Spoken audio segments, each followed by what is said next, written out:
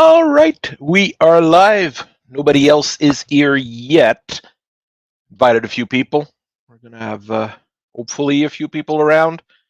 I know Lord of Wastes, Curious said they would. Got a new person who wanted to join. Really, this is open invites to well, up to 6 people. There's 6 chairs in my in my cheap StreamYard, not paid for sub. Uh, yeah, I'm not planning on getting full StreamYard. StreamYard is it's very expensive for a streaming software. I understand why they're charging so much because so many people are streaming. There's other options, probably some cheaper ones, but this one works, and I've seen people use it effectively. It's not what I use when I create videos. When I create videos, I use OBS, and that works really well for recording. Then once I'm done recording, I use Filmora for the editing. Filmora is really fun. It's a bit expensive. I mean, it's a buy once, but they do a paid upgrade every year. And if you want additional gizmos and gadgets on it, you have to pay a little bit extra. And I'm paying that little bit extra. They give me tons of AI credits, and I have no idea what I would use those AI credits for. I am I use AI to make pictures, but I don't use AI for anything else. I mean, there's a AI course I probably should take at work to help improve my productivity. It's silly. People are really afraid of AI, but there's just so many things you can do with it outside of just the generative AI stuff. There's stuff that is pretty good. You've seen Tyler in from uh,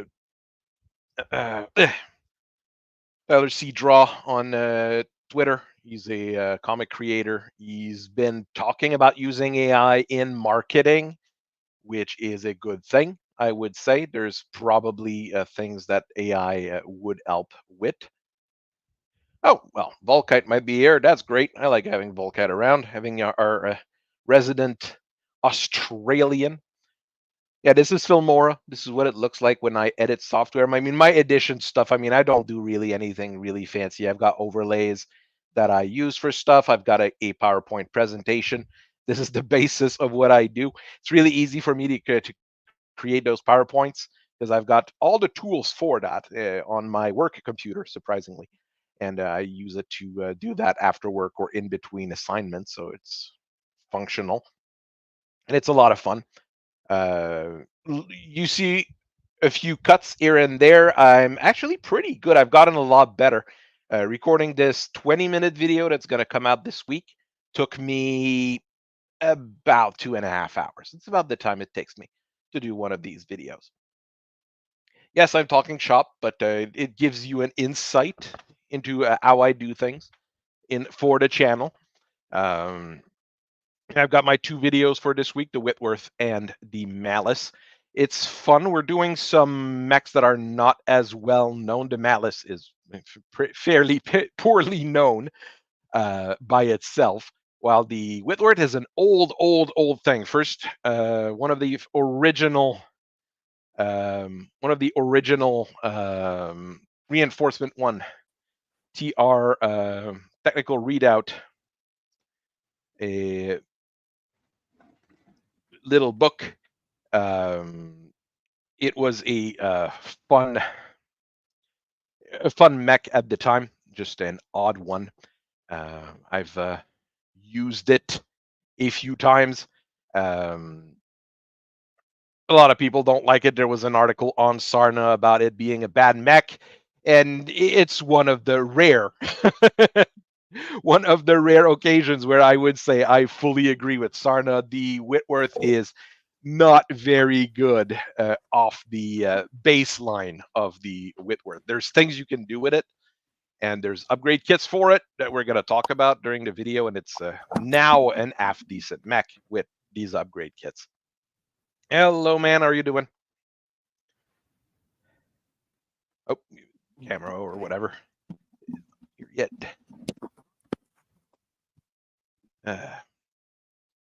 Hello? Hello, how are you doing?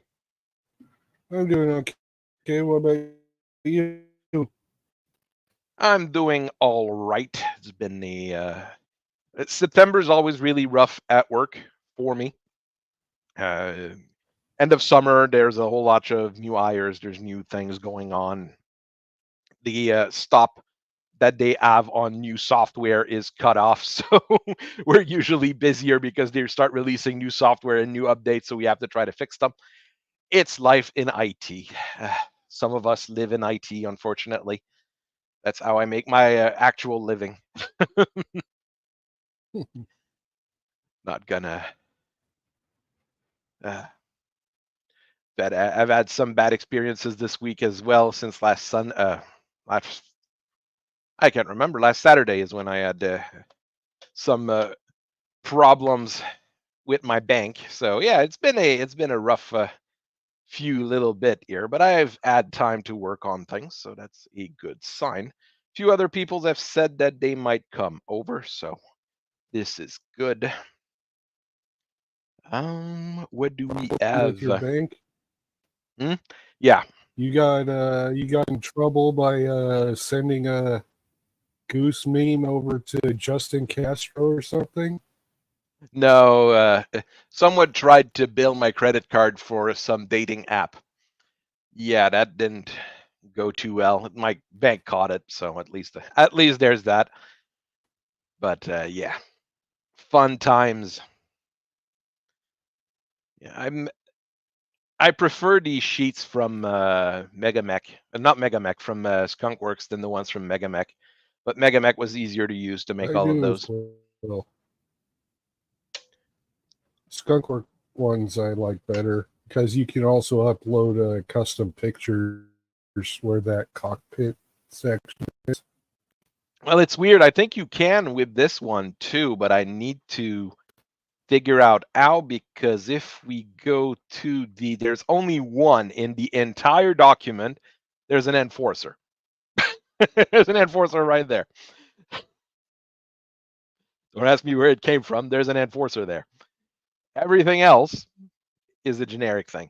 I'm probably going to work it out and go between the two, but having the MTF files for all of those mechs is going to be pretty useful. I have them. I need to probably make a zip or something, like Elkite did with his own stuff.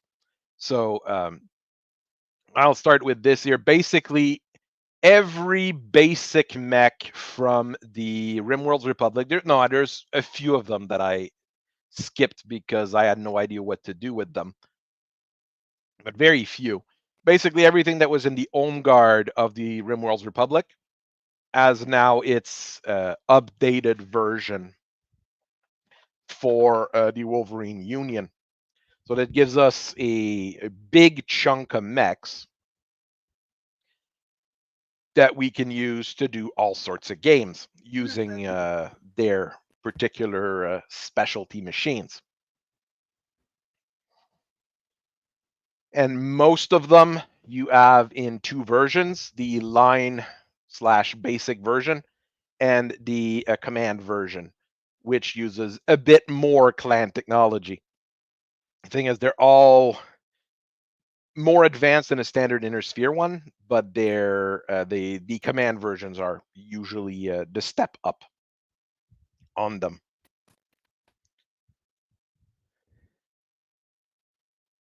In the Archer, there's not much of a difference. Well, the fact that the base model starts with two clan LRM-20s is a game changer, I guess, since you don't have the minimums on them. Unless you're in a Brian Young novel. If you're in a Brian Young novel, your clan LRMs have minimum range. But that's just the unfortunate life of being in a Brian Young novel.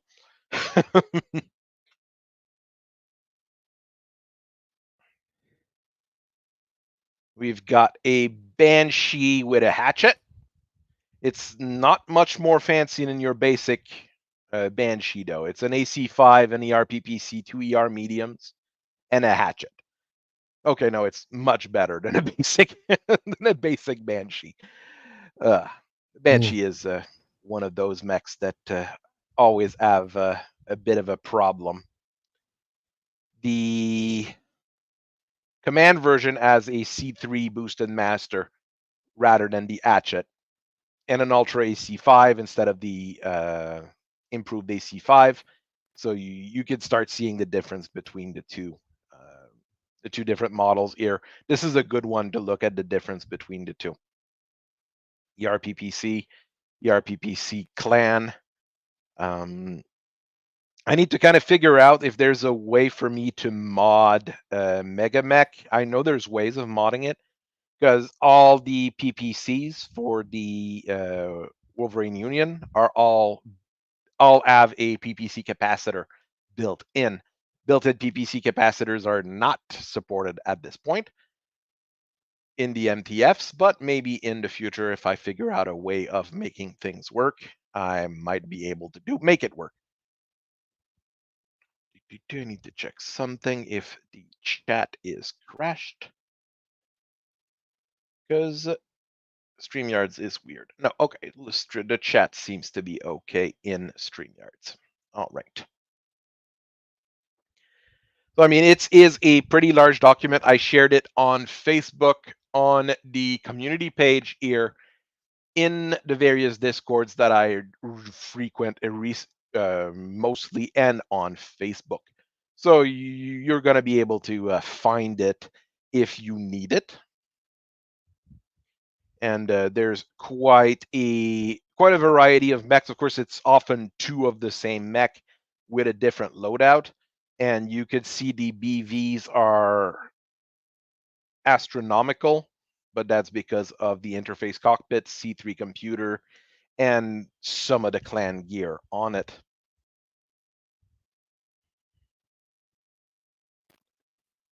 There's a blackjack. This one here, I think I only have one version of, and it is up to date here. Say, I mean, trying to improve the blackjack is not super easy. It's an odd mech. No. I was gonna say decent, but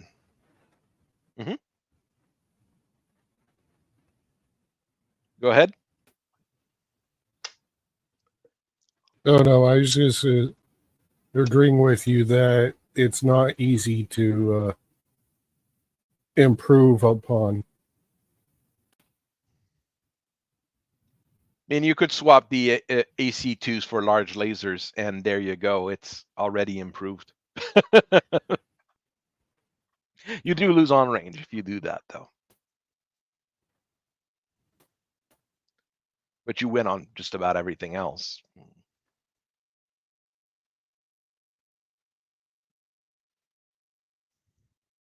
Not sure why I didn't put ER medium lasers here for the Clint. It has a mask. I mean, it's an even faster than average Clint. Because why not? It has a light fusion. Okay, this one is really weird. This was probably one of the first ones I did when I wasn't really paying attention to what I was doing. I was just messing around with numbers. I mean, it still works, but it's not as efficient as I would have wanted it to be. Crusaders, yeah, the Crusaders are fun, but I mean, since you get access to clan missiles, the Crusader is much more dangerous. In this case, 2 clan LRM-20s, 2 clan SRM Streak 4. The lasers are inner-sphere grade on the line version, so it's still pretty. It's still a pretty nasty little bug. How are you doing? Hope you're having a good week as well, Mr. Swenson. I mean, we've got quite a few things. We got Cyclopses. This one's another odd one. That's easy to upgrade, but a little bit weird. Clan missile launchers, improve it by already a good margin. ECM, pretty decent there. The upgraded version with a Gauss rifle, that was to be expected. I think all modern Cyclopses have Gauss rifles. The Dragoon and not the Dragon.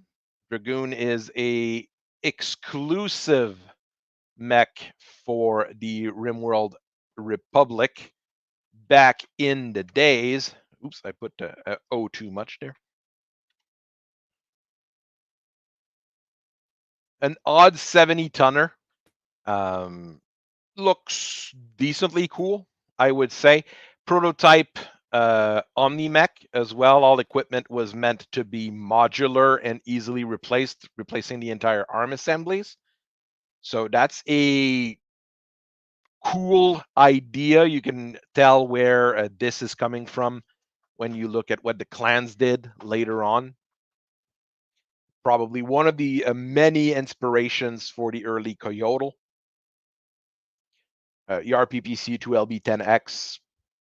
It's not bad, not super fast, but I think it works fairly well, at least from what I've seen here. This is not a mech I've ever used personally, because I don't know a whole lot of people who've played in the Ameris Civil War to begin with, if anybody ever did.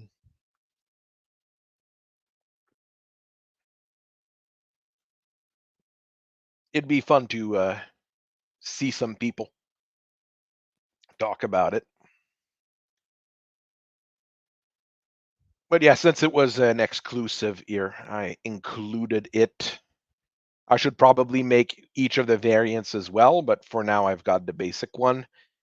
Emperor, there isn't that many a big 100 tonners in there.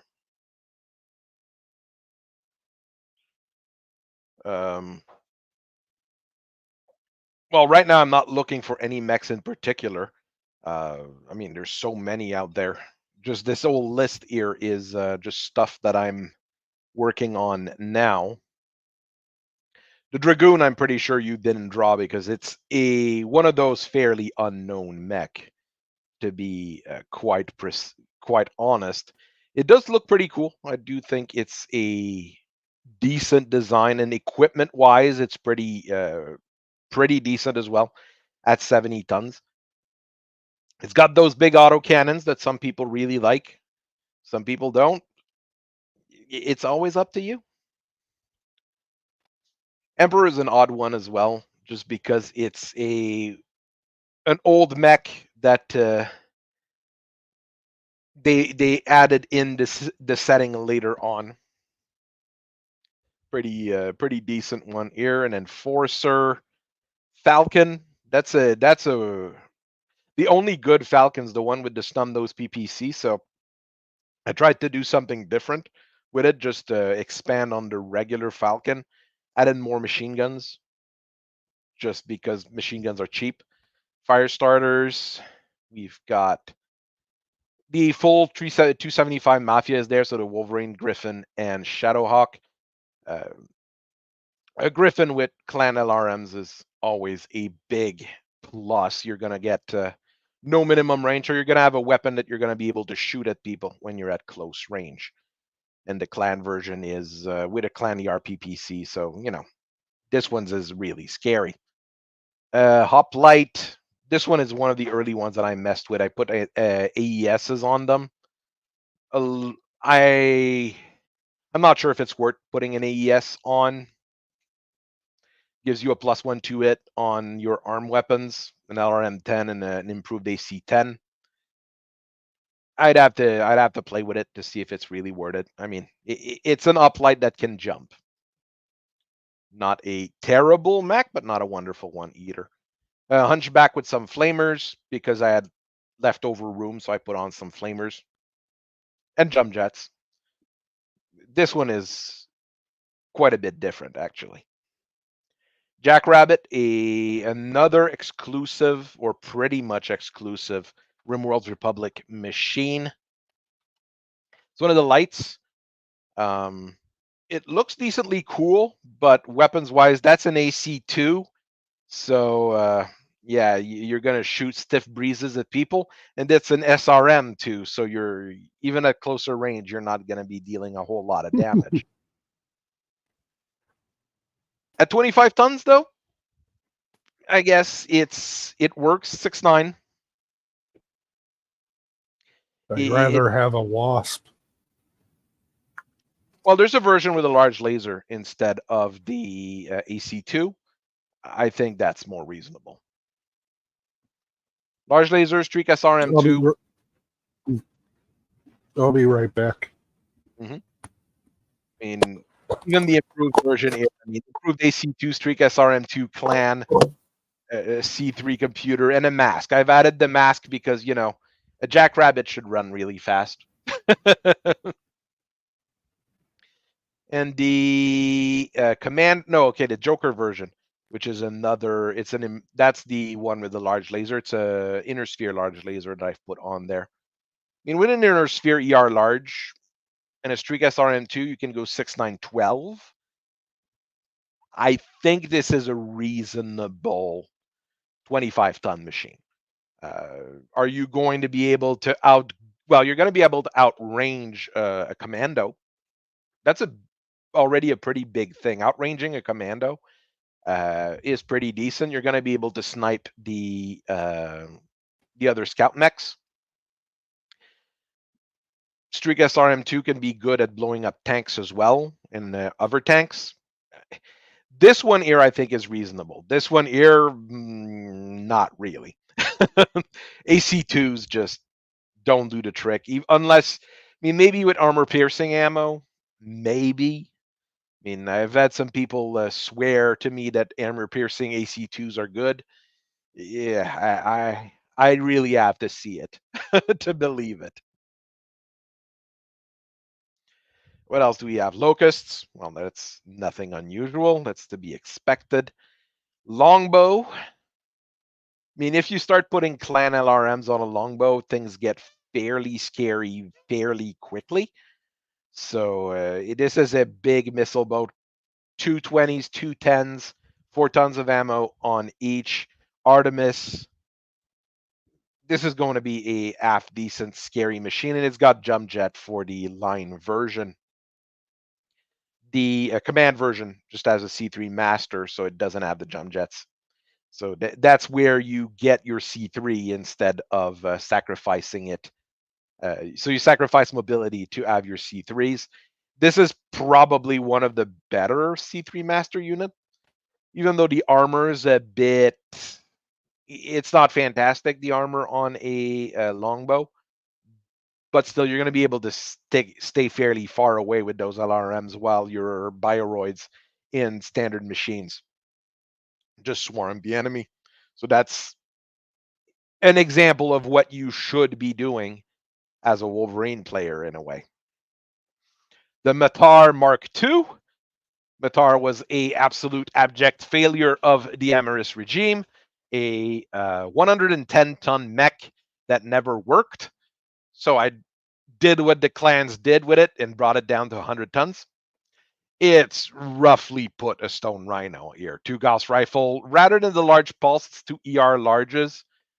A C3 boosted master in the center torso with armor, so you don't lose it easily. A targeting computer and some flamers, because flamers are fun, because you like setting people on fire, because you're playing as the Rimworld's Republic. This is one of the easy ones. You can just take your regular Stone Rhino model and put it on the table and it'll count. Well, would you say it's a Stone Rhino 2 if this is the original? It's based closer to the original than the Stone Rhino is, since it was built by the same people. This is a confusing one in terms of what you're supposed to do. But a pair of Gauss, always a nasty surprise on a 100-ton mech. 2 ER large. You get really good range on this thing in most situations. Stoner Rhino. The Willie Nelson of Stone Rhinos, if you will. Oh boy. Orion, I probably should have made 2. Currently, there's only one version of the Orion with a C3 Master, but doesn't have the fancy guns. It has a fancy LRM and a fancy 2 fancy Streak SRMs. So there is that, but it doesn't have the fancy. It should have probably an LBX instead of the improved AC-10 on there. And the ER mediums should probably be ER medium clans instead of inner sphere if it's a command version. Or this might be a prototype before they started actually really splitting things more. You know, there's a million different things we can do. Here, I'm really working closer to how FASA was working originally. Make a whole bunch of mechs and then figure out what the actual lore and stuff was for them. Yes, an Orion as a command mech like we actually should have had. That is 100% through. I don't think there's even a version of the Orion with a C3 Master, is there? I'm trying to think here. I don't remember I did a video on the Orion. Don't remember any of them having a C3 Master, and it's fairly common in Kurita formations. Of course, it's more of a Merrick mech nowadays, and Merricks don't have C3 Masters. I mean, there's just not enough mechs with C3 computers to begin with. Now you're going to have a whole lot of them, but they all have interface cockpits. So that makes all of them harder to use in general, but still, it's not a bad thing to get there. Since they're based off the original models, most of them already have their quirks built in these, so you can easily see them. Ostsoul, because the Ostsoul was on the list of mechs that the RimWorld Republic had. Those are C3I models. Not a huge improvement. A little bit more armor because it's got Clan Ferrofibrous on and double heat sinks. Basically, I'm basing those off the Succession War era mechs rather than any of the more modern versions. And I'm just rebuilding them closer to what they would be building in the RimWorld's Republic in Exile. We've got 2 Ostsoul. Should probably start sticking more ECMs on mechs to protect the C3 computers. I need to remember that. A fancy Panther, but it's the weird Panther with the ER large laser instead of the PPC. And a Flamer, because Flamers are fun when you're playing the RimWorld's Republic and you like burning people alive. It's mostly, yeah, you're just saving a little bit of weight by taking out some heat sinks on the Panthers. And a Panther with fully graded weapons, so a clan ER large and a clan streak 6. It's going to be fairly nasty against tanks, basically. It's still slow at 464, but Panthers are Panthers. An upgraded Phoenix Hawk. This one was a little bit harder to work with because the Phoenix Hawk is just a little bit weird to work with to begin with, in a way, at least in my opinion. Clan machine guns, a half ton of ammo plus a case is the real big difference on it. And Clan Ferrofibrous to have a little bit more armor. The command version, all with clan weapons. Well, now you're talking about something that's a lot more scary. I mean, it's a difference of 600 BV between no clan equipment, except the machine guns, and clan equipment in general. It's a difference of 600 BV on the Phoenix Hawk. This should probably be a case 2 and not a regular case. There's still stuff that I'm finding in there. It's a version 1 document. The Phoenix, and not Phoenix Hawk, which is another RimWorld's Republic exclusive. This is the one our friend Stefan Amaris made a kit bash for. A little bit of an odd duck. Big gun, missiles on the shoulder, big arm. Decently fast, 585. Yeah, 585. So decently fast. I put the missiles on a actual turret rather than just a directional mount here. so it's a little bit different. And the line version has an hatchet because I had room, and hatchets are cool sometimes. Command version, clan PPC, and a C3 master that's armored. So, I mean, this is probably one of the lightest mech you can have with a C3 master. Well, there is the Komodo.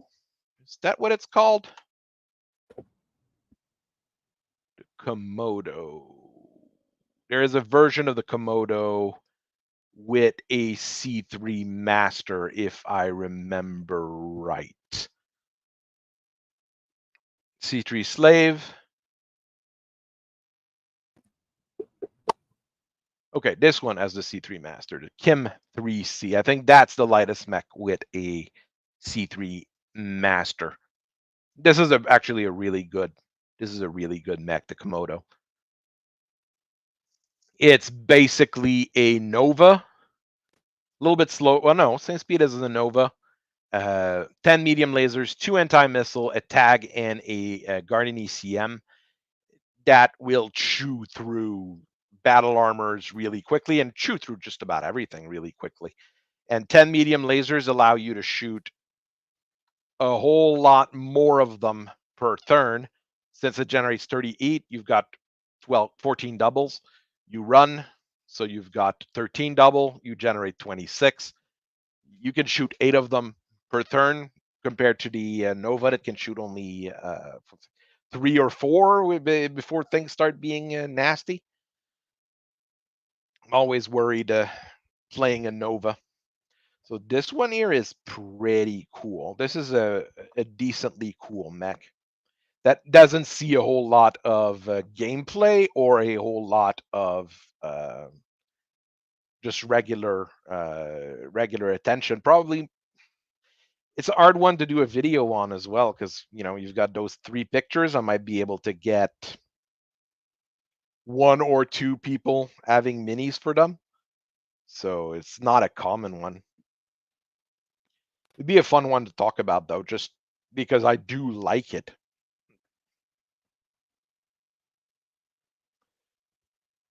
Being available to mercenaries during Jihad is probably really good. Do you know if it's the 3C that you can get as a mercenary? Because if you can get a C3 command unit in a mercenary unit, it's going to be, well, it could turn to be really nasty.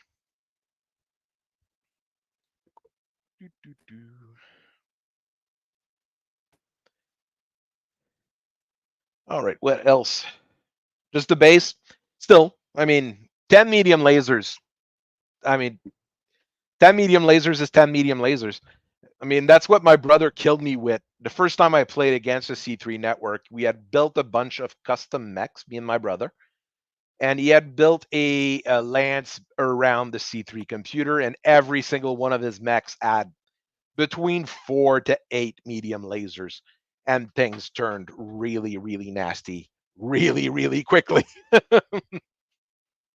My clan mechs had a very little chance against that, but that's because my brother actually exploited the rules, and I barely understood them at the time. I was 8. I think I was about 8. So there's that. Rampage, another staple of the Rimworld's Republic. One of their big gun mech at 85 tons. I mean, this version here I did like, but I modified still.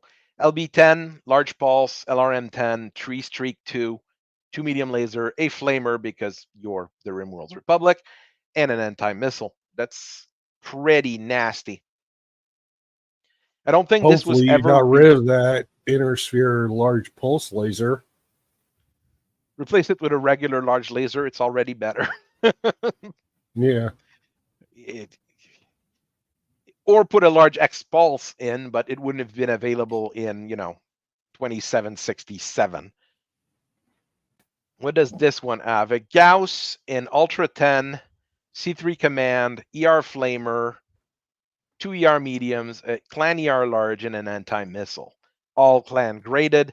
because this is the through command machine of a standard Wolverine Union commander. You know, it's what a commander would pilot because it's an actual RimWorld Republic machine. I mean, Gauss Ultra 10, Love those interface cockpits. that's the basis of their entire army, basically. You need it to work with all the other stuff. So, but of course, it does jack up the battle value to rather insane levels. Rifleman, this one I had to rework. But I didn't manage to fix it. It's a rifleman, and it's a rifleman with clan equipment. That's about it. I don't think I went very fancy on those. I mean, with cluster LB5s, you're going to be able to shoot down planes real quick, and 2 clan ER large laser, you're going to be able to shoot down planes real quick. So not terrible there. Don't forget about making life miserable for tanks. Oh yes, that is damn true. But strangely enough, having done the math, you will technically hit more with the flak rounds from an improved autocannon compared to the cluster rounds. But the cluster rounds have more utility, like you said, blowing up tanks. Of course, you can always shoot flak at at tanks. They did that in World War II with the flak 88, but you know how it is. Making Shadowhawks not suck is always a challenge, but I mean, when you have actual technology to put in them, it kind of helps. A Shadowhawk with a Flamer, ER Medium, improved AC5, Streak 2, LRM 10, and a C3I. So this is going to be a pretty nasty Shadowhawk. And that's the line version. The clan tech version that you give a commander, rather than an ER medium, you've got an ER large. Now you're talking. ER large Ultra AC5 on a Shadowhawk. Things are going to get fancy. You might even be able to do half the stuff Grayson Dead Carlisle did in a Shadowhawk. Only if you purchase the special pilot abilities. Or 20, knowing, I mean, I love the Grayson Dead Carlisle book. The three that, I mean, they're not the first novel. They're the first that were, from what I understand, they're the first that were written, but not the first that were published. I'm not quite sure. I'd have to recheck the history there. The Sword and the Dagger. Sword and the Dagger is the first one that was published. But I think the first Grayson Dead Carlisle book was written before, but was published after because of a weird thing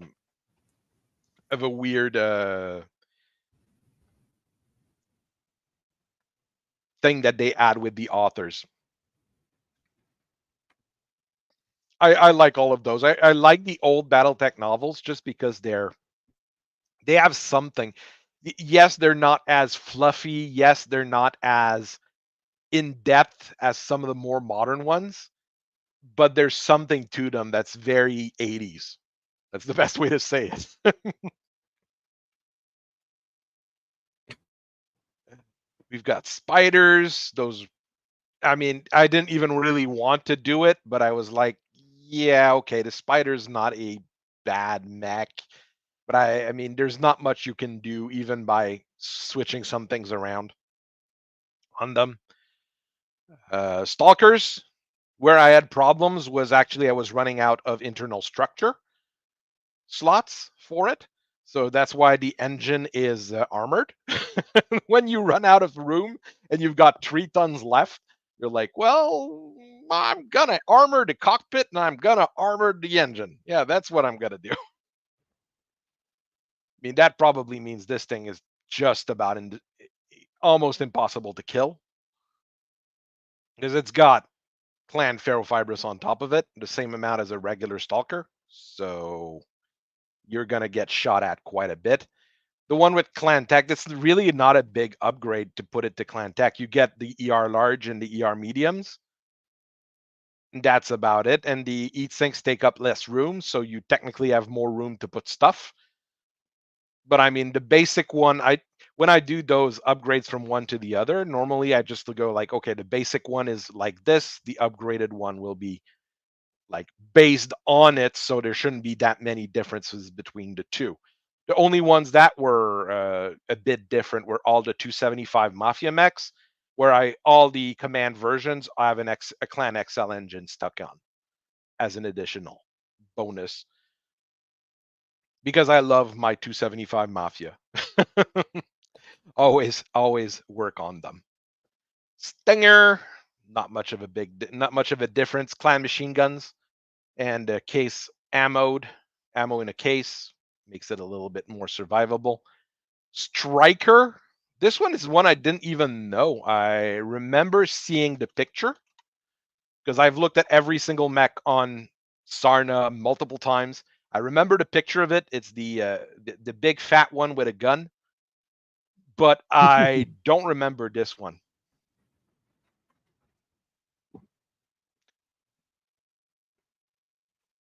And I'm not even sure. It was built for the SLDF. Okay. Along with the Stalker. Okay. PPC large laser AC5 3 medium lasers. At 80 tons, I think it's reasonable. And easy to maintain. Okay, that makes it okay as a mech. Here's just an upgraded version. Everything to, 3 ER medium, an ER PPC, an ER large, and improved AC5. Lots of double heat sinks and a C3 slave. The command version with the clan equipment, a little bit fancier. I don't remember why I put an LB5X instead of an Ultra AC5. I probably should have put an Ultra AC5. No need to be really optimized. Just have fun. A version of the Talos. This one is a cool mech that I talked about in the Torian video. This one also a pretty straightforward, very basic upgrade kit. This one is just because it was on the list of the mechs the RimWorld's Republic had, so I made a Torn. Thug as well. I mean, Thug is a really good mech to begin with. Put in some basic clan gear on it, and it gets very scary. Put the really good clan gear on it, and it becomes a monster. So this one I'd probably want to play just to test it at some point. It's got the C3 Master, but it's not armored, so this one's a little bit more risky. T-bolts. Honestly, the T-bolt is just a regular T-bolt that's upgraded to clan gear in one case and just upgraded in the other. It's always going to be an awesome mech because the Thunderbolt is just fantastic. Victor. One with an AC-20, one with a Gauss rifle. I mean, it's what you'd expect. A Warhammer. So what do they have here? I know there's Warhammer's fan out there. A lot of Warhammer fan, actually. More armor because you've got Clan Ferrofibrous on. It's the same amount, so I think it's 10 tons, but it counts as like 12 tons almost with the Ferro on.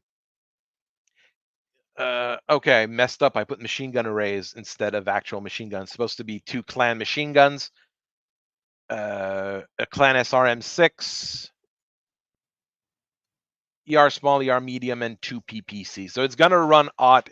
It's your average Warhammer. It's gonna run OT. It's gonna shoot fairly well. It has enough armor to do the job for just long enough. Nothing super fancy. Your clan version, well,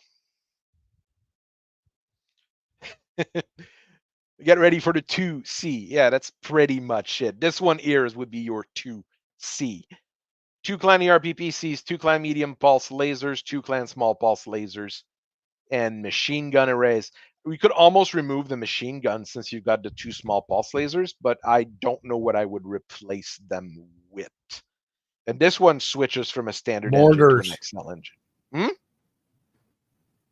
What would you put in? Mortar. Swap out a couple of the, what is it, the medium lasers? Swap those out for mortars. Keep the machine guns.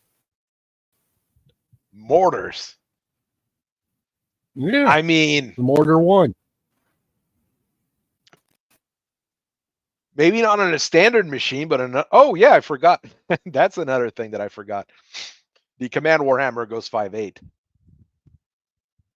which is what? No, the Warhammer 2C. Does the Warhammer 2C go 5.8 or 4.6? 4.6. 4.6. Unless so it's faster than your Warhammer 2C. Fiddle with it. It's faster than your Warhammer 2C, but still can't outrun an ERPPC. It's got ERPPCs, so it doesn't need to outrun them. He's going to shoot them at you.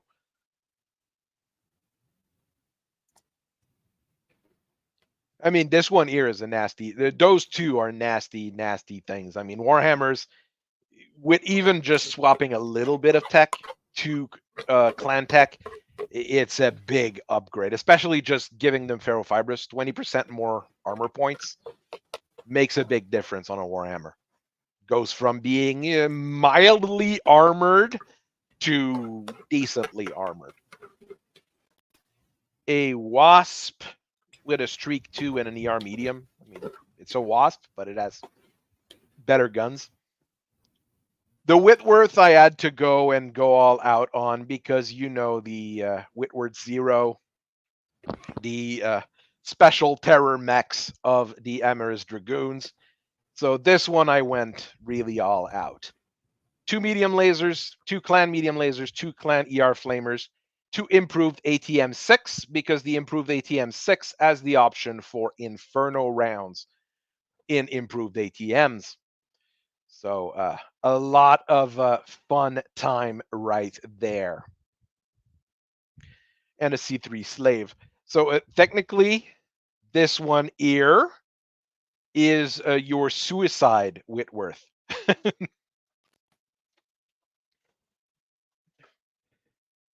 The command version, I think, is just about the same, but uses a C3i instead. Oh, it goes faster. It has an XL engine, 585 instead of 464. Probably a little bit better than your average Whitworth at that point, but also worth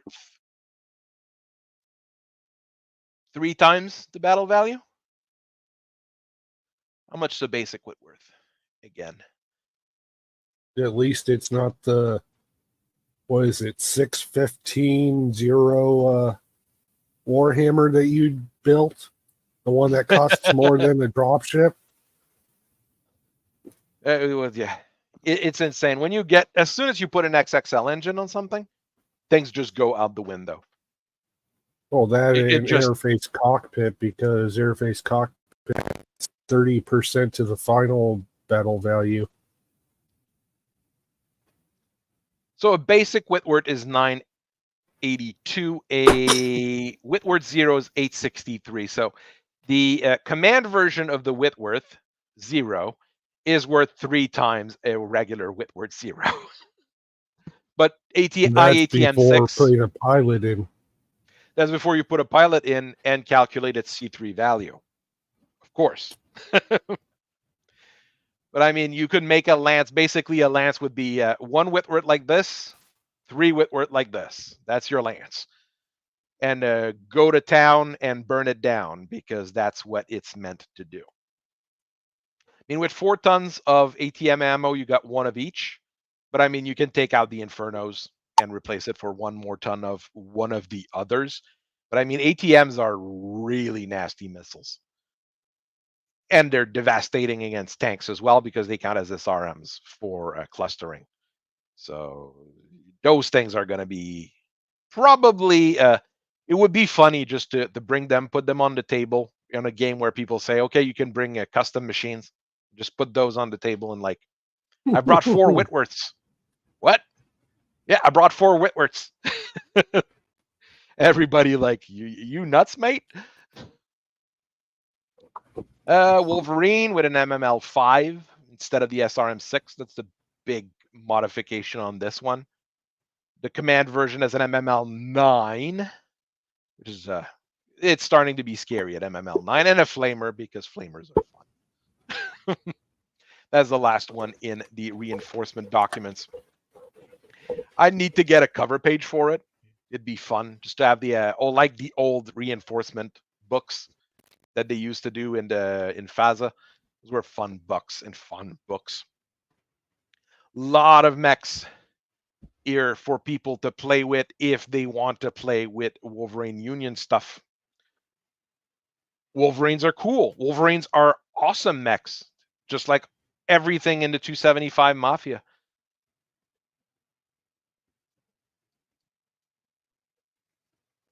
I don't think they'd have gladiators though. The original gladiator, the 55-ton Kurita version gladiator, because that's another pretty cool mech in that 275 Mafia range, but since it doesn't share the aesthetics, that's where it has a bit of an issue. But I mean, it is an awfully cool looking mech, you gotta say.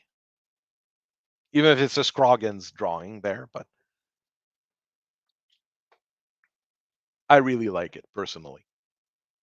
Even the original design from that's probably who made this one? Brett Evans. I mean, this one still looks pretty cool, and you can tell it's Kurita because the missile launcher is like built into the arm, just like on a Mauler.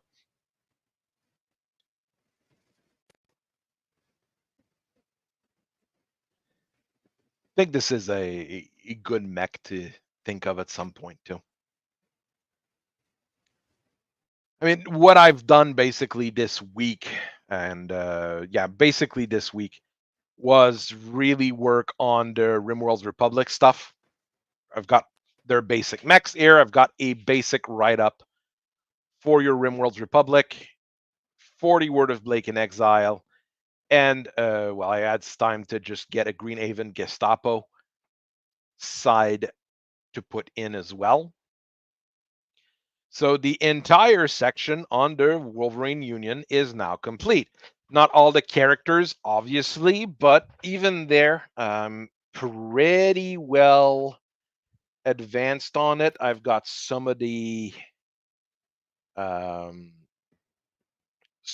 Burrocks. That's the one I was missing, was the Burrocks. I didn't have their con written up.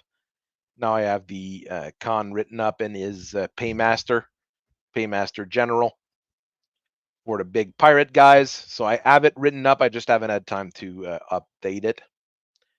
So we have the basic details on the Wolverine Union will be available to whoever wants to read it and play with it. Right now, there's not really any really super advanced new fancy technology for the Star League outside of the new lambs that I'm starting to look into more. Outside of that, there isn't really anything really fancy there. So maybe a few mechs here and there, but nothing super special. Am I planning on doing write-ups for each of the clans and each of the houses and each of the periphery state? It'd be nice to have it, but that's going to be a whole lot of work. Hey, how you doing? Woogie woogie woogie, what's good? There's a lot of things that are good. We've got a whole lot of new mechs that we can play with, so that's a very good Sweet. start. Basically, your lineup of Inner Sphere mech for the Wolverine Union is available. And I'll have the MTFs up if people want to play with them in Mega Mech. I'll probably do a zip with all of them so people can zip them and play them in Mega Mech. And the PDFs are available. I've shared them in a few places now. It's a 38 megabyte document, so it's not small, and it's a version 1. I'll try to get one with art for every one of them. I'll probably steal Real Mechas Loves stuff for the ones that he has and put them in. Oh yeah. That's the guy we want to have this art because his art is great. There's His very art's few of great his and mechs. blog is expensive. Yeah, Plug is quite expensive, and the other two. Why did you guys commission me? Because Plog is too expensive. Wow, that's a mean thing to say. It's true, but it's a mean thing to say. I don't know how much Bishop and them charge, anyways. I wouldn't want to give money to Bishop, anyways. Oswald probably. I'm not Oswald, giving money to people who don't like me. Oh, hey, Lord of the Oswald. Waste, how are you doing? Hey, what's up? What's up? What's up? Yeah, no, I mean, you could technically, I suppose, get Scroggins, but then the minute you start making 3D, the minute you start making STLs of the mechs that you paid him to draw you, he's gonna start wigging out. Yes. So you also have that to consider. Yeah, that's why there's some people I have more confidence in. There's Victor Steiner Davion also on Twitter. That's pretty good at STLing, actually. So that's a good person to.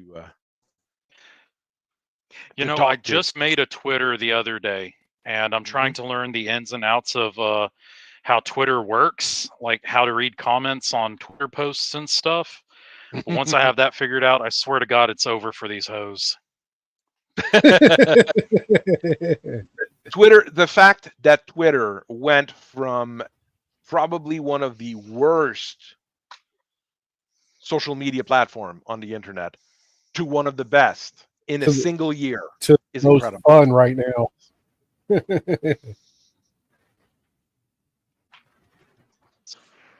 Kapora? Yep, Yes. I mean, that's why I finally bit the bullet and did it. Let me just put the link to the Discord in the chat. It is not super open, but fairly open. There are rules. They're sometimes broken by some people. I'm not too mean about it. I try to keep the place clean, and we post a whole lot of pictures of cats, rabbits, all sorts of other animals as well, because it's fun and it's cute. That's the important bit. I don't know. Everybody that says that Twitter is worse than it was before is because they had control over Twitter before, and they don't anymore. I think what made people the maddest is when Elon just said, like, yeah, for $10 you can get your check mark. That made people really, really, really mad, because we know for a fact that some journalists paid $10,000 to $15,000 to get their check marks originally. So yeah, there is that. And what's really funny about them paying for that is that the journalists have the money to be like, oh, $10 a month, that's no problem, let's go. But they still had to and cope and seethe about it. I mean, I have it when my credit card's working, but I mean, I have to wait till I get my new credit card. I know, I'm pretty sure I know where my credit card got compromised. It has to be Roll20. They're the only place that isn't secure in all the places I normally go to. It's that simple. There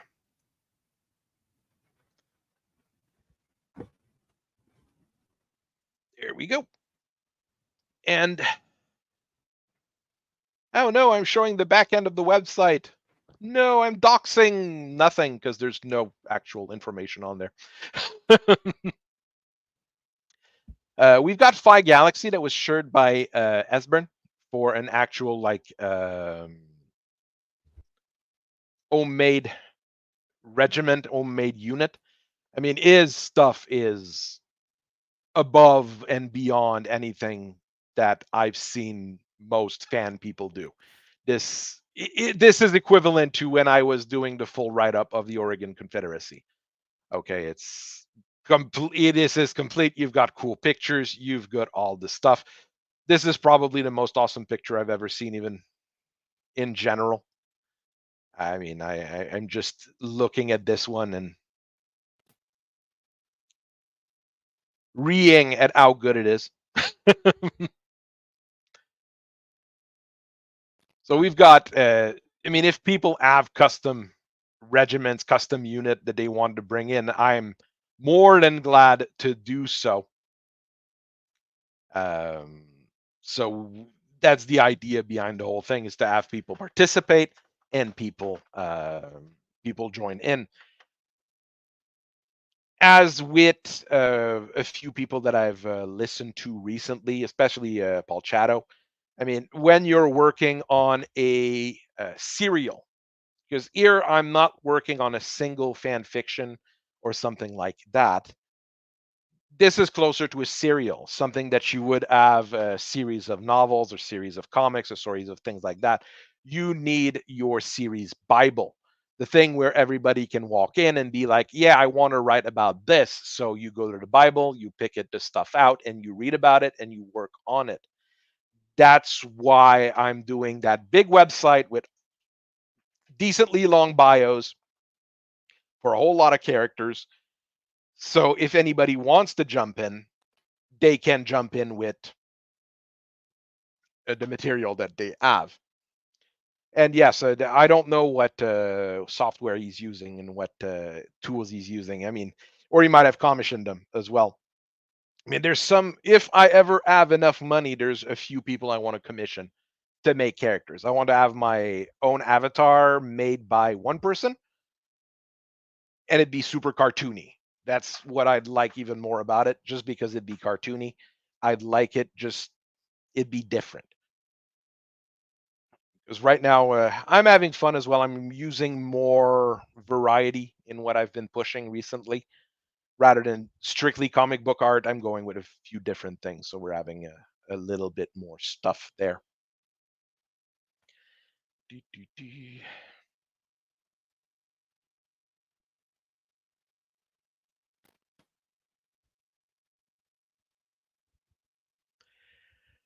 So let's go look a little bit at what we have for the RimWorld's Republic in Exile. One of the biggest problem I had writing this is trying to figure out scale, because Battletech is always huge in scale, but it's difficult to manage sometimes. So I started looking at this one here, trying to give them a sense of decent scale. 12 control system might not look like a whole lot, but if those systems are heavily populated, as opposed to what you have in most Battletech nations, it's already a big difference. I can't remember. New Avalon. What's the population of New Avalon? It's probably one of the most populous planet as well. About as much as Earth, 7 billion. So this is one of the huge planets. And if you go to somewhere else, Jardine, well, you're looking at a population. Oh, still 443. None. Okay. So the population varies quite a bit planet to planet in Battletech. Can't remember which one I checked, and it was like good old Butte old 205,000 people. Can you even really call this? Can you hold an entire planet with only 200,000 people? I mean, unless everybody owns three quarters of this place. I don't know. I mean, I lost service. I'm back. I'm gonna eat dinner, but I'm back. Comcast. I mean, you're lucky that you have like power. I mean, some people don't. So I would happy that our friends in the Californias and the Georgias got lucky. It's weirdly enough North Carolina that got it the worst with the hurricane. Yes, Bithold. I even had to put that planet it's in a reference in the book, in the stuff I've written, because there is stuff on Butte Old. So like I said, it's difficult sometimes to do scale And even there, I mean, what population did I say they have? 12.6 billion. It's not a huge population. In the grand scheme of, interplanetary conflict, it's not a huge population. So there's a few things that I've done with the RimWorld Republic. First thing is, it basically, Emeritus had a contingency plan to basically have a bunch of his loyalists and a bunch of his people bail out if things started going south. As we know, things went south. So Drakun Heisenberg took 30 warships and 650 jump ships and got the heck out of Dodge. Unlike Operation Exodus for the clans and the SLDF, what he's done was also, as he was leaving, other sympathizers, other things like that, they got the instructions on where to go, who to talk to, and how to reach where they needed to go. So you have other people that joined in from the Lyran Commonwealth, from the Free Worlds League, the Magistracy of Canopus. So a few different people joined into that movement out.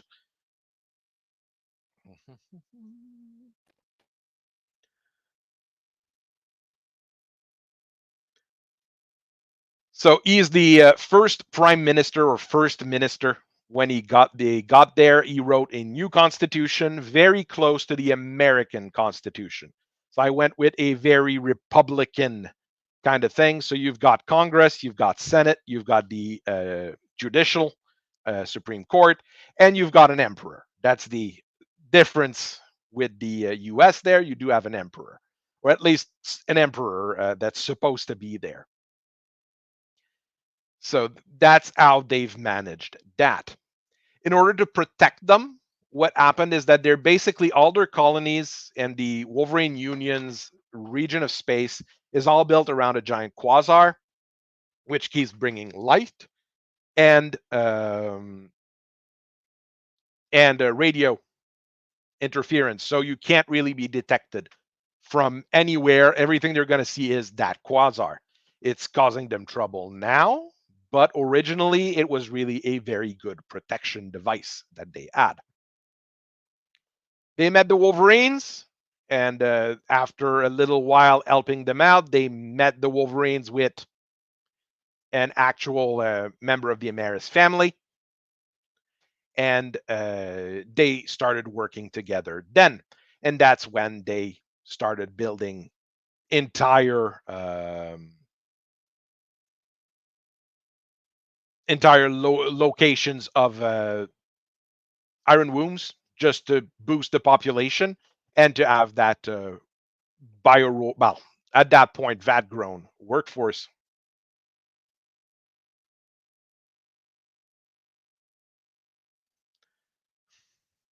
Well, you're being a little bit mean there, but I understand. The Wolverines in this case are pretty distantly related to at this point to the Wolverines in the original stories and such, which are also always a little bit weird to read, at least to me. You've got a golden age for a little while with a few, since the emperors have very short lifespans because they're all they always get sick because there's a genetic disease that affects all of them. They have very short lifespans and very short rules. That's why the Congress, the Senate are pretty good at this. During the Third Succession War, they started sending a whole lot of people in the inner sphere to infiltrate it, generally as mercenaries working for various people just to gather information, just to gather data, cause a little bit of issue, but nothing major at the time. When things started being causing more and more issues in the lead up to the clan invasion, where they're the ones who started all the big secessionist movements right after the Fourth Succession War with the Duchy of Endurian, the Capellan Marshes, Isle of Skye, probably even in the Rassilade Republic, causing trouble there as well, just to try to get things a little bit less stable. So there's all sorts of things going on. Second Star League causes more issues, but they make sure that it doesn't stick. And then they start recruiting people that get in trouble with the clans, the Burrocks, the Steel Vipers, Fire Mandrill, Ice Alliance, Blood Spirits. Everybody that they could, they recruit to their own side, letting them do pretty much whatever they want in terms of their society, except the Fire Mandrills that were going to go to Monkey. So they they reined them in with their own Amaris people. And now that the Wolves have taken Terra and that there's an HPG blackout, well, that's when they decided that it's time to actually start the strikes. And the first strikes, Marian Hegemony, Raven Alliance, Rimward Alliance, so the Rimward Periphery, and the Goliath Scorpion and their Scorpion Imperio. I'm not sure why they changed the name of it, because it was a Scorpion Imperio, and now it's the Scorpion Empire, if you look at Sarna. And I'm not sure why they changed the name, especially since there's no source books, no nothing about, about them. So, so we've got a few different things going on.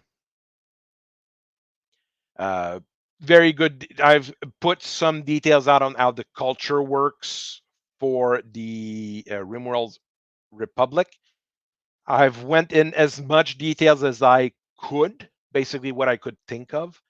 So they do believe that blood is thicker than anything else. So bloodborns and people who are have actual parents are at the top of society, while all the Vadgroans are at the real bottom, with the Amaris family being at the top of the top.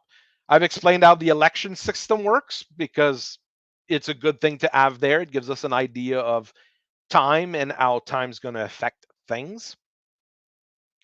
A bit of an idea on the military as well. Most of the army is based on battle mech, few omni-mechs, battle armors, and proto-mechs. Conventional armor, regular infantry, almost unheard of, because they want to spend the money on having the good stuff and training people to be in the good stuff because they've got the materials for it and they might not have the personal for it. They also have probably one of the largest navy in the known human space at this point. What I'm at 42 warships, which is pathetic when you compare it to the size of their navy during the Amaris coup. But if you look at the current size of all the navies in the inner sphere, it's pretty terrifying to have 42 warships.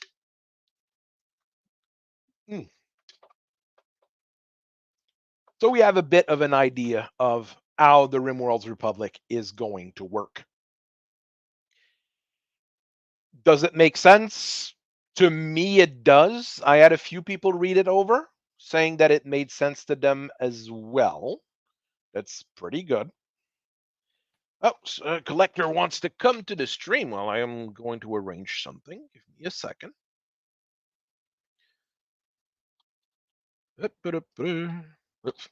If it wants to copy and paste, geez, I have a hard time copy and pasting. Here we go. And I had time to do, well, this is an older one, Carolyn Amaris, the current Empress, First Minister, Secretary of the Army, Secretary of Intelligence. We've got their top politicians. And for the top politicians, what I did was, where I am a bit of a weirdo, I went with the Gilbert and Sullivan characters from the old 19th century musicals. Thank you very much, Kipora. I'm happy to be there for you. What's up, dudes? I am doing fine. Thank you for your painting stream yesterday. I watched, well, not all of it. I watched part of it. And you got me interested in showing up. You got me interested in getting the front mission games again. Oh hell yeah, dude! Get them. They're good, man. They look good and they play. I'm gonna wait until they're on sale. That's my rule right now For every single video game, I'm gonna wait until they're on sale. Yeah, sounds Ah, good. I'm not gonna You pay know, full there's price. also the other market. You can find emulators and stuff. Yeah, well, I've played the Front Mission 1 a long time ago. I beat it on emulator, but Yeah, I've it's good. never. I didn't play the new one with the remake. It looks good. I mean, the graphics, the interface looks really good, which is Oh, and it's so surprising. smooth. It's so smooth and quick. Yeah, it's good. Once Front Mission 3, when Front Mission 3 remake comes out, I Yeah. might actually bite the bullet and buy it full price because Oh yeah, that's a I good one. loved that game. With the The two two different paths endings. are fun. Yeah, the two paths. We just said it. Yeah.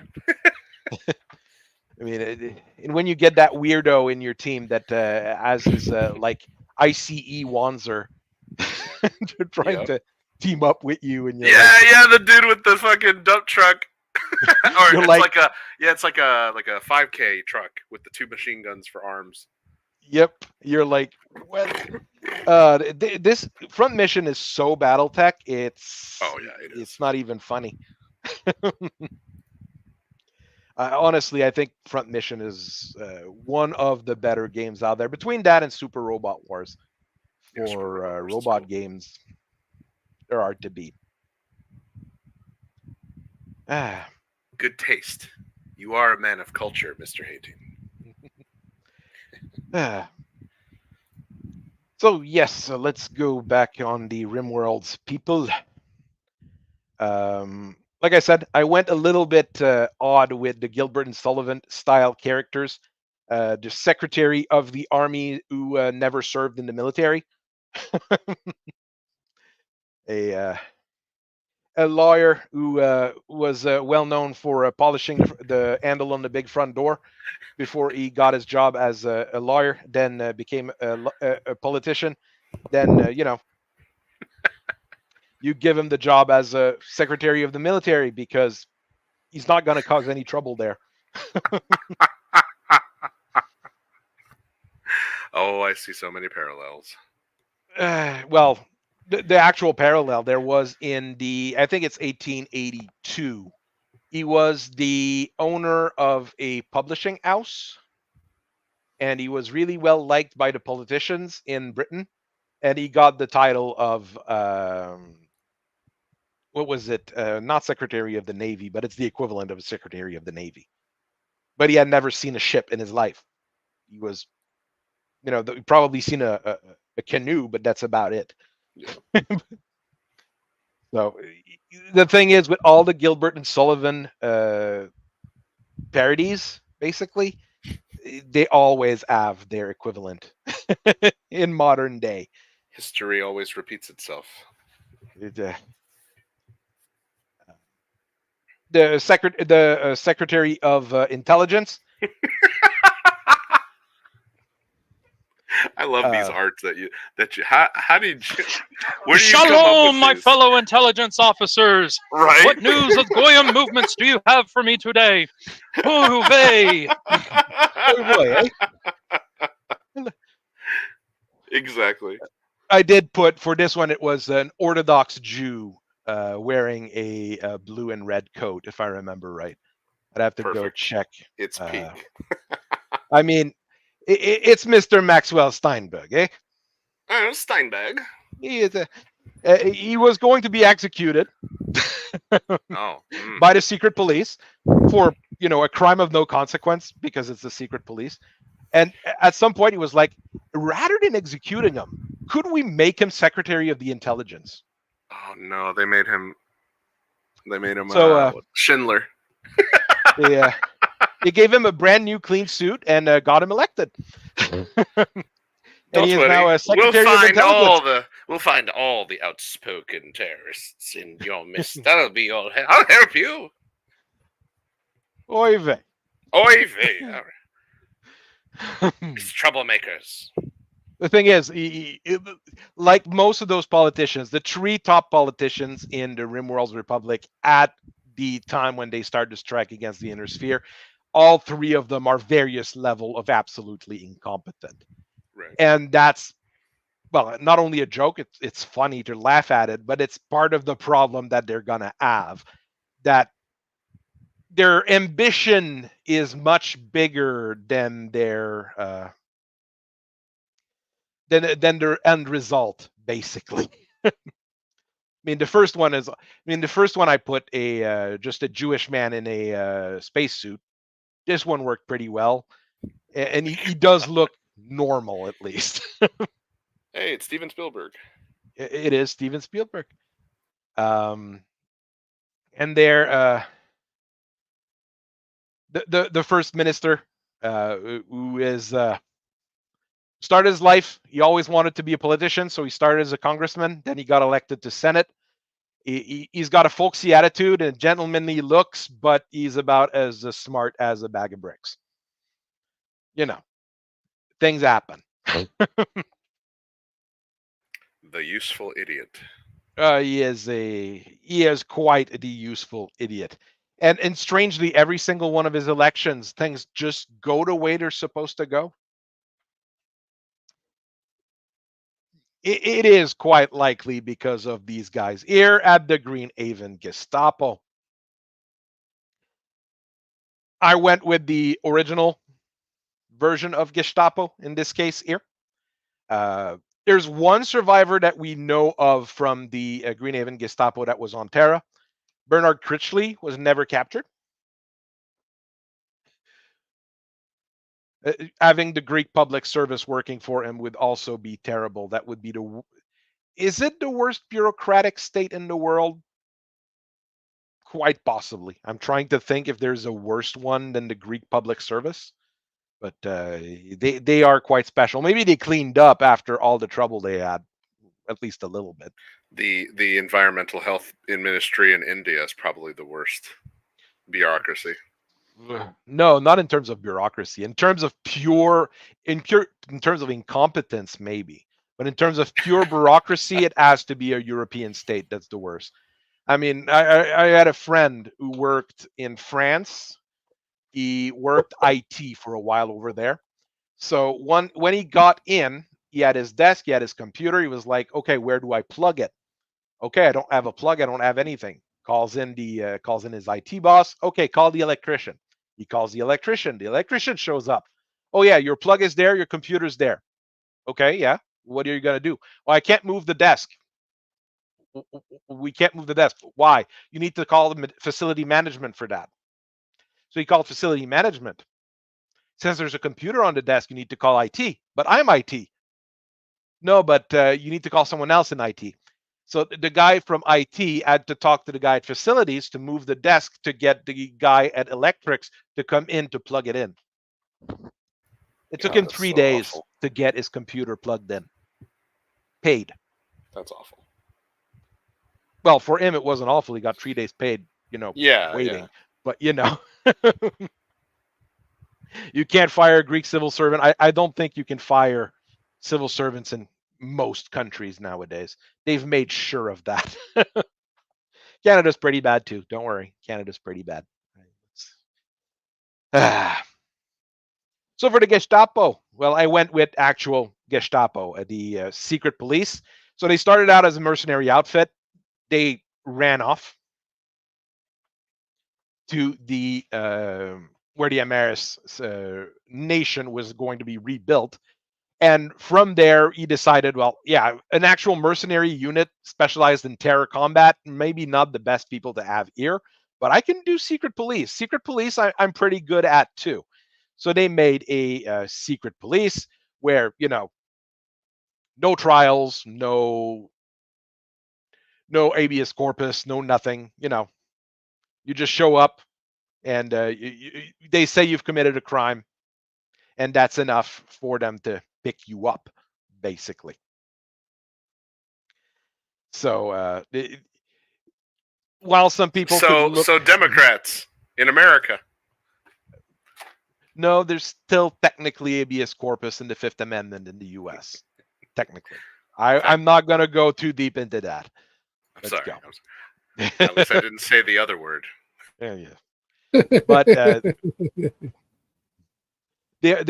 they're supposed to be the bad guy. I mean, the thing is, if you look at my write-up for the RimWorld Republic, you might start being like, this actually sounds like the most democratic state in the inner sphere. Of course, the clans are more democratic because they vote on a whole lot of things, but even if they vote on a whole lot of things, it ends up with a trial by combat.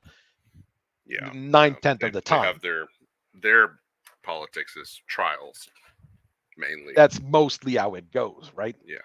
If you read my write-up for the RimWorld Republic, you might really go like, yeah, they're basically a democratic republic based on a mix of the US and Great Britain. That should work fine until you see that, well, yeah, the way it works is that they have a secret police and they take care of all the problems.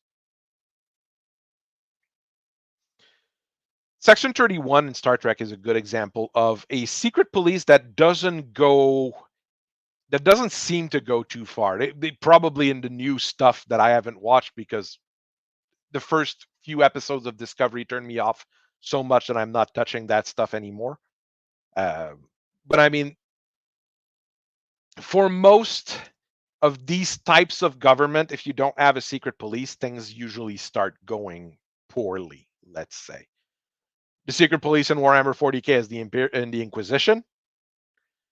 Would 40k survive without the Inquisition?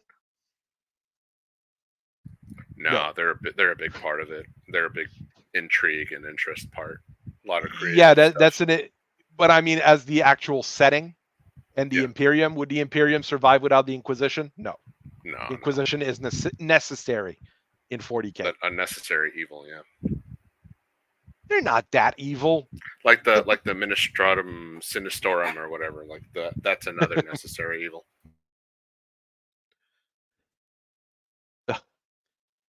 I'm trying, like I keep saying, I'm trying to keep modern politics out of Battletech as much as possible. So I'm trying not to have that in there. I'm going with the, evil secret police, which is a trope from sci-fi. With after so World many War II. parallels. So many parallels, my friend. The thing is, it's impossible not to have parallels. Right, exactly. Hey, we've got a new friend here. Hello. Hey! Druth has come. How are you? Hello, Drew. I'm doing fine. Collector Druth. Prof, good to see you. You too, Icarus. We've got... I think I've got almost a full house. If I had, if one more person showed up, I invited a few more, and if one more person showed up, we'd have a full house on StreamYards. Bad news, I won't be in for very long. I just got fine. summoned to help my roommate help his parents move in, but I thought I'd at least stop in and say hello because I said I would. I'm perfectly fine with that. I mean, real life always takes precedence. I mean, I cut my 1,000 sub stream I had to cut short because my wife got hurt. So I understand she real doing life. okay?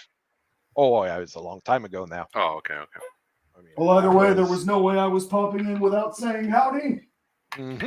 Howdy, neighbor. Howdy. And I mean, I'm at this point, I'm doing these every 2 weeks, so we can pretty much schedule around that. I know what I'm going to be doing them every 2 weeks, so I'm going to. That is actually perfect because that would sync well with the alternating weeks when I'm running Castles and Crusades. Oh, that is a cool game to run too. Dude, you know it?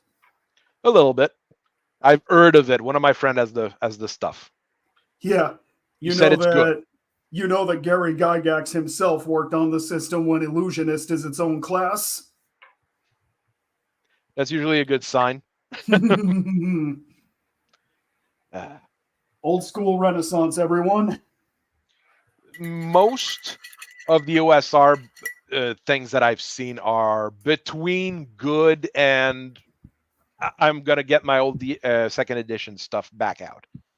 That's what I say most of the time.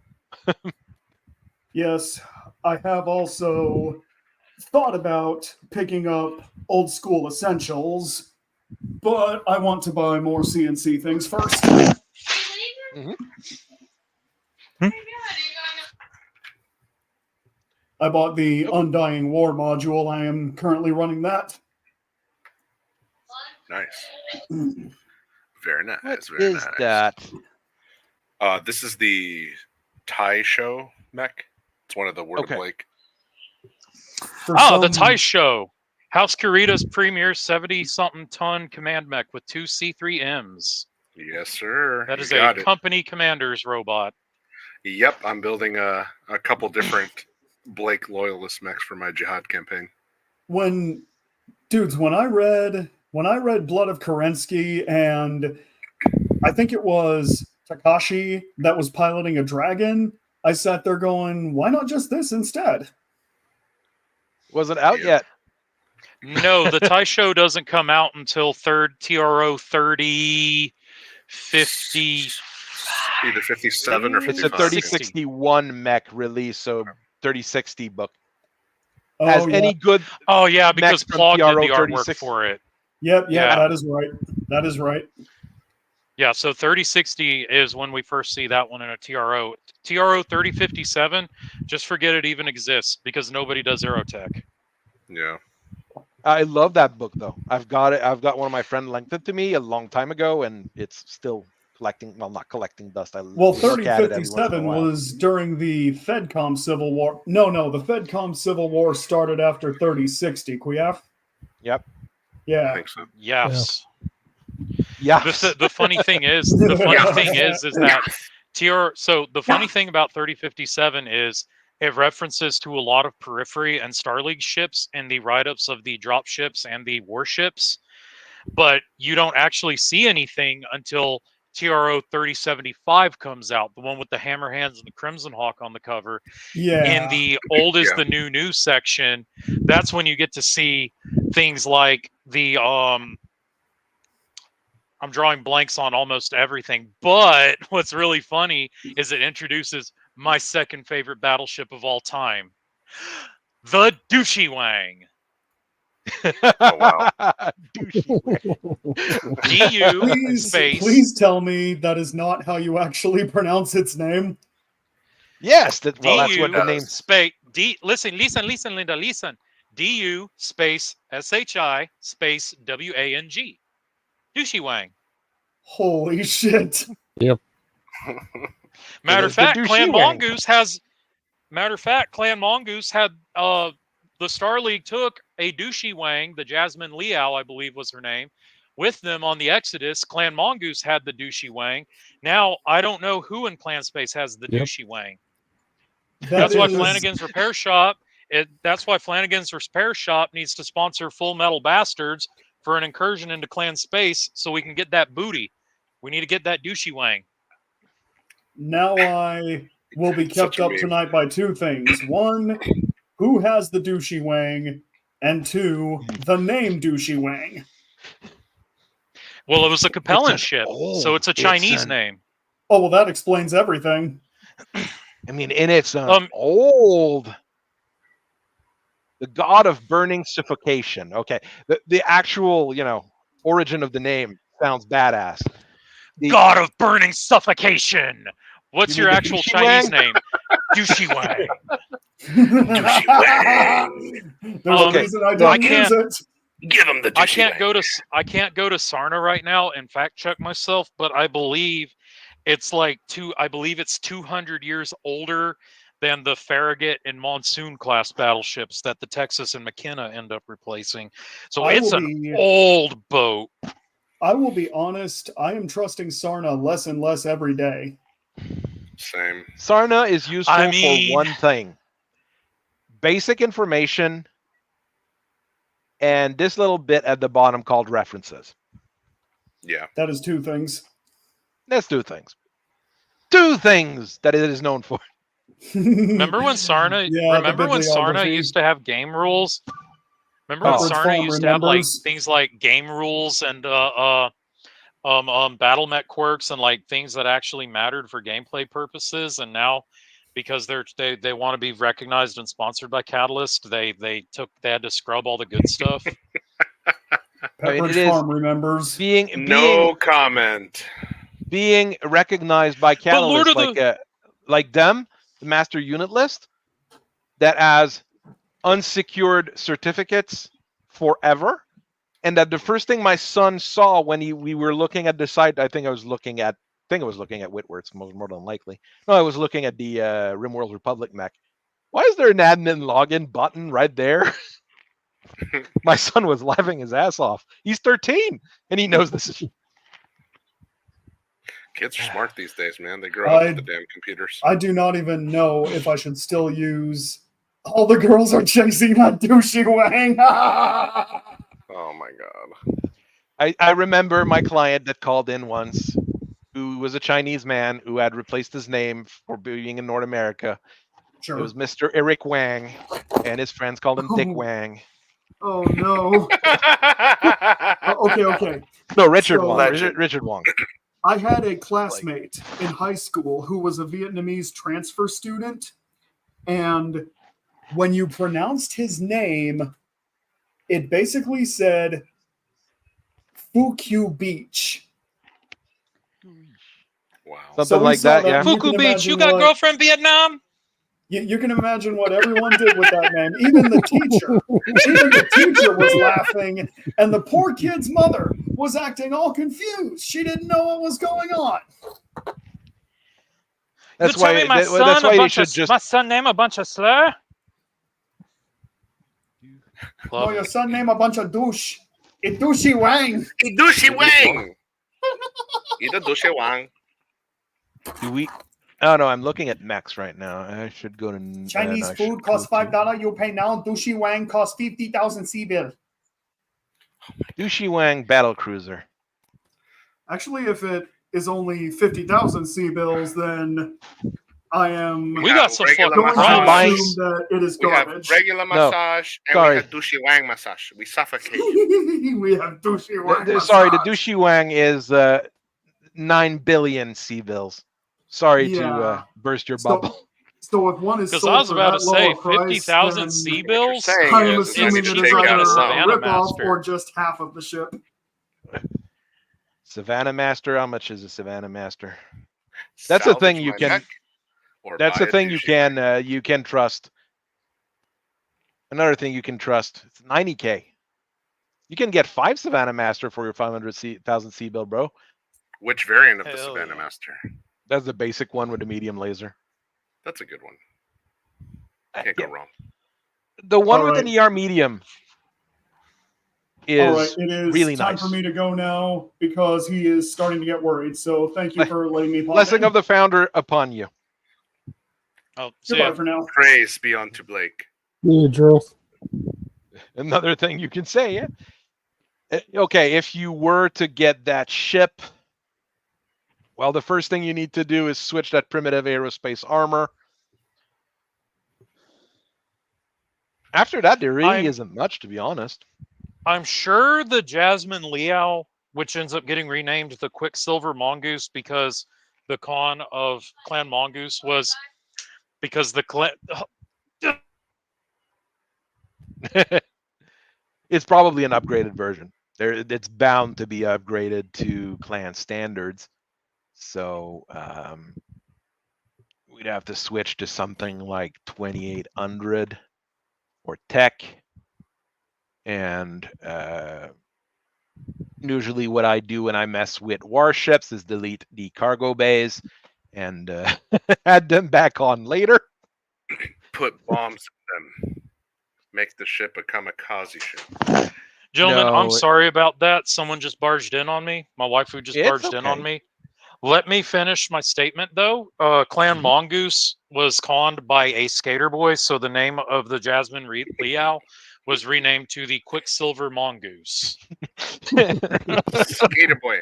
So Tim Pool renamed her, huh? The first con of Clan Mongoose was in fact Tim Pool, yes, and his saw con was this guy who swears up and down he's Polish, but then brings up his tribal ancestry all the time when it's convenient to him by the name of Luke Rudkowski. Oh my god. Your lighter's in my pocket. Here's your lighter. Goodbye. Bye bye. What's the other one? As long as there's no Man, clan what a loving- where the what a leader loving is originally relationship. Joe Rogan, you should be fine. Well, that was actually pull it up. Joe Rogan's actually the saw con. Joe Rogan's actually the Saucon of Clan Novacat. See, Clan Novacat was founded by Shannon Blake because she's really into doing ayahuasca with the shamans. I was about to say. It's like, have you guys ever tried ayahuasca? Healing kidney infections with her mind and stuff. So she brought that aspect to her clan. And then Joe Rogan rolled up and was like, "That's sick." But in real life, he's like, "That's sick." He's like, "That's so sick. You ever tried DMT?" And then they just kind of coalesced. We're not the They just Novacats kind of anymore. joined We're the forces, Spirit and that was Cats, the my friend. Novacats. We're the Spirit. You know, I had a Cats, thought brother.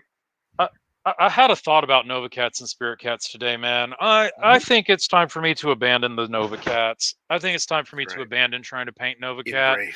I think I should embrace a real clan, like Clan Hell's Horses or Clan Goliath Scorpion. Definitely. It's sad when you say that. But I mean, You get horse is fewer supposed to be cool.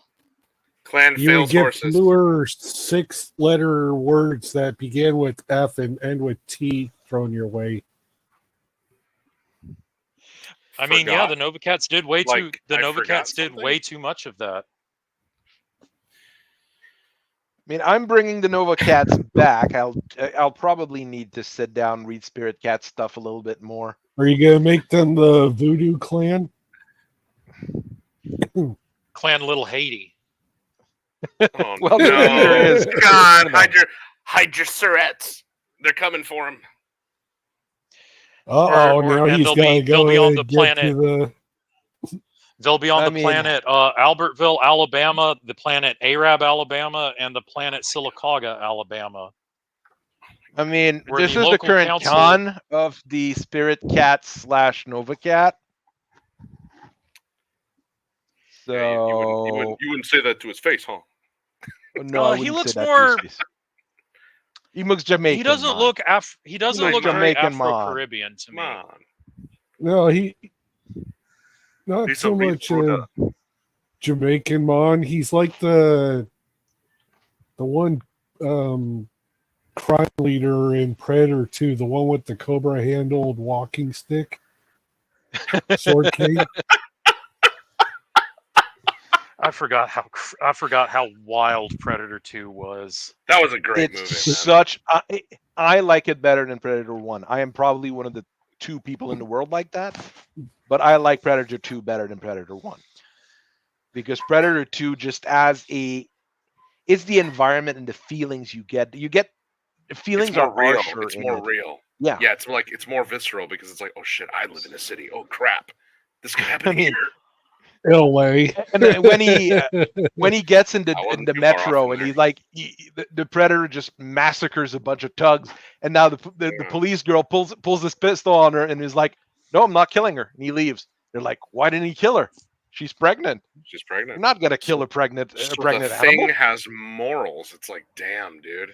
And it wasn't even that he cared. It's just like, no, we'll let the baby come out. It's not now until the baby once it becomes a challenge. Yeah, Isn't it like- Predator 2 where there's a scene where the bad guy busts in before the Predator shows up, and he busts into a strip club, and there's this dude just getting his strokes in, and he just gets massacred, and the stripper runs off screaming, and there's like stripper titties flying everywhere. I think so. I seem to remember. that I seem to remember that there might was an be a 80s reason why movie the that did movie's that. better, right? That's the best part of the movie, I seem to bro. recall there's an 80s there's an 80s movie that has that scene, like dude busts in and starts lighting the club up, and this dude's trying to get his nut on, and he gets blown away, and the stripper runs off, and she's blonde and she's screaming, there's titties, and I was like 8 or 9 years old, and it's stuck in my mind ever since. and I was 8 or 9 years old, and I'm like, whoa, titties. I mean, I was like, oh shit, titties. Oh shit, that dude just got murked. I don't want that to happen to me. I'm not going to strip clubs. So then I started going to strip clubs in my college. Hoping to see an alien. I'm not here for you, bitch. I'm not here for you. None At of that 8 years ever old. happened. As an None of 8-year-old. that ever happened. I was going to strip clubs. He as went an to the strip 8-year-old. club as an 8-year-old. That's why I started going to the strip club as an 8-year-old. I want to see fucking aliens. Let me tell you something. Strippers are the worst tippers. I was a delivery driver for a Chinese restaurant wherein the owners had taken on American names. So it was Karen and Ken. And I had to drive out to one of the local strip clubs. And I was like, I mean, it's gonna be a 40-mile round trip, but they're strippers, so at least they're gonna tip me really good, right? Man, tell me why I delivered $200 worth of sushi to these hoes, and all I got was a free pass to the strip club from the bouncer. And I didn't even look over to the left and see anything. I said, wow. Damn, cheap. Real I life. said, wow. That's whack, bro. That's whack. I said, God damn, you couldn't at least let me chill in VIP, take a break in VIP for a minute? God dang. Bought you hoes $200 Well, it's worth not of sushi. it's not That's how super y'all done to surprising me. though, because they live off tip as well, so they need to keep that money as close to either G-string as possible. But that's what I'm saying, bro. They live off of tips as well, so they know a delivery driver lives off of tips too. Like you think there'd be some reciprocation of the struggle and the hustle there, but no. It's a dog eat dog world, bro. Yeah, well, strippers. I ain't got no love for a stripper. Don't worry, the strippers got no love for you either. They can keep it that way. Good, they can keep it that way. They don't got no love for me. They don't. Once the money turns off, they don't got no love for me. Guess what? I never turn the money off. The Professor Hateen Stripper Shit Talk Channel. Well, I do know a guy who is a DJ at a strip club. I used to stream with the guy a little bit, so he's got stories. Oh, I bet. Oh, I bet. Word of Blake didn't manage to get that through. This one I didn't get anybody to really proofread, but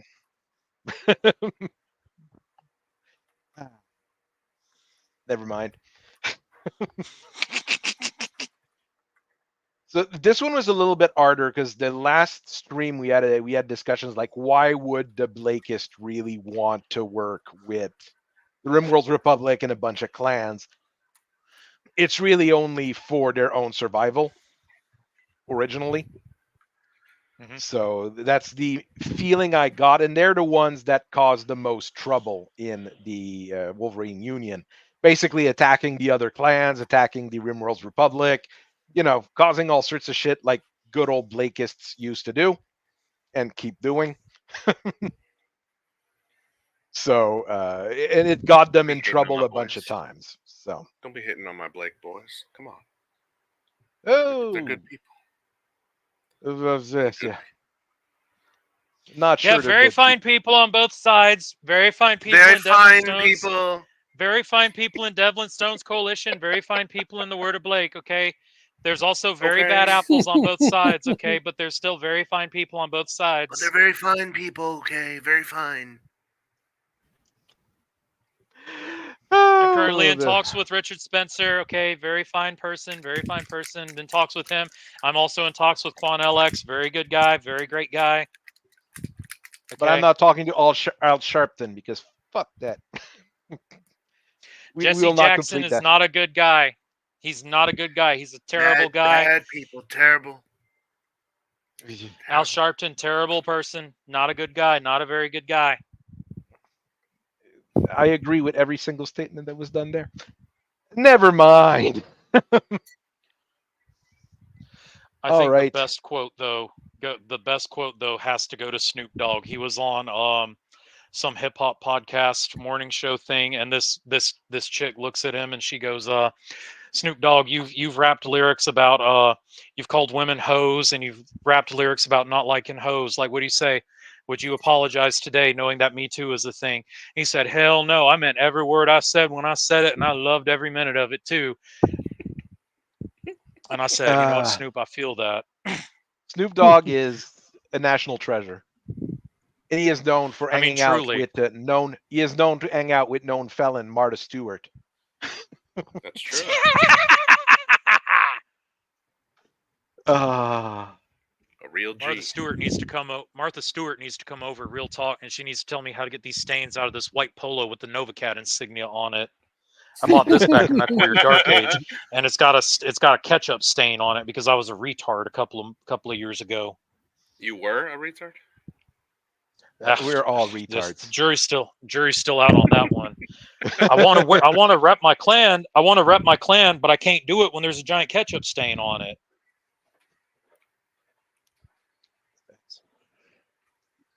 Such is life. You have to drink the bleach and then you have to put bleach on it. And that's the only way.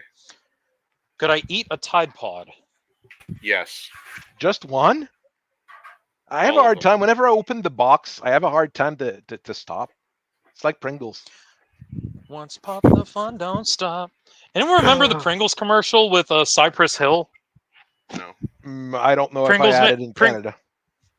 Pringles man is sitting there and they're at a party and they're popping open cans of Pringles and the Pringles man is on the can and he's singing Jump by Cypress Hill. Yeah. Dude, that commercial got me so hyped as a kid. Well, Pringles were the best chips for quite some time, so They're still the best chips, bro. We got a whole box of them out I front. I really like the what is it? Kettle cooked ones instead. Kettle cooked chips. Is Yeah. Nabisco still around in Battletech? I mean, Can I still get double stuff Oreos in the periphery? You can get double stuff something else in the periphery. Canopian detected. Opinion rejected. No, Tarians, man. The Tarians. I'm sure that's the thing. I wanted to have more corporate. boy. I mean, I wanted to have more corporate, to do more corporate stuff, but stuff just piled on too quickly for me. But I mean, it's not hard to create corporations and give them life in Battletech. I mean, Nabisco might sound silly, but I mean, I made Del Monte. I wanted to do Chiquita United Fruits. And seriously though, look at what Nabisco owns. Look who owns them and what they own, and that web of all the product and licensing that they have. It's crazy. Oh. Those companies are so massive. It's not even funny. Look up CSAC, SESAC, and who owns that, and just make that a corporation, because it's not really too on the nose, but it is. I mean, hey, here's what Del Monte builds, to be precise: Blackjacks, Archers, and Urban Mechs, and Scorpions and LRM carriers and Vedettes and Condors. They also sell an Urban Mech painted up like a giant jar of pineapple and peach chunks and syrup would be insane. I'm sure I have. I remember this project from a while back. I was trying to look into it at the fashion houses and stuff because, Hugo Boss and stuff. And then it just kind of fizzled out for me. But I tell you what I found out today, dude. Black Pigeon Speaks did a video on his top 10 favorite military uniforms. And he had the audacity to put the Marine Corps dress blues at number 4. And I said, I'm about to unsub from this Canadian expat living in Japan telling me why America's messed up. I'm about to unsub from you right now. But then number 3, I forget what the organization is. It's an Italian police force that falls under both military and civilian police duties. Mm-hmm. They walk the streets wearing velvet and satin-lined capes made by Valentino. And I said, oh my. Whew. Oh, good Lord. What are you talking about? What are we talking about? Number 2 was the Swiss Guards uniform. Mm-hmm. Because in addition to wearing those Renaissance stylings and colors, they also put on that 1400s breastplate and helmet armor. And I was like, that's sick. And then number 1 was French. Number 1 was French Foreign Legion, specifically the Engineers Regiment. Oh, yeah, with the beards. They're marching down the street with beards, leather aprons, and polished axes. Yep. I mean, hard. That goes hard, bro. That goes way too hard. That's way too hard, bro. America better step up their game, bro. I think the one that came before Marine Corps dress blues was some Spanish military police regiment they be wearing their short sleeve shirts, their short sleeve uniform shirts with the button down in the middle of their chest. So while they're marching down the street, they got all that taco meat showing and whatnot. You know what I'm saying? glistening sweat and taco meat. And I'm like, damn, dude. They watched one episode of Tom Selleck, Miami Vice, and said, we want that.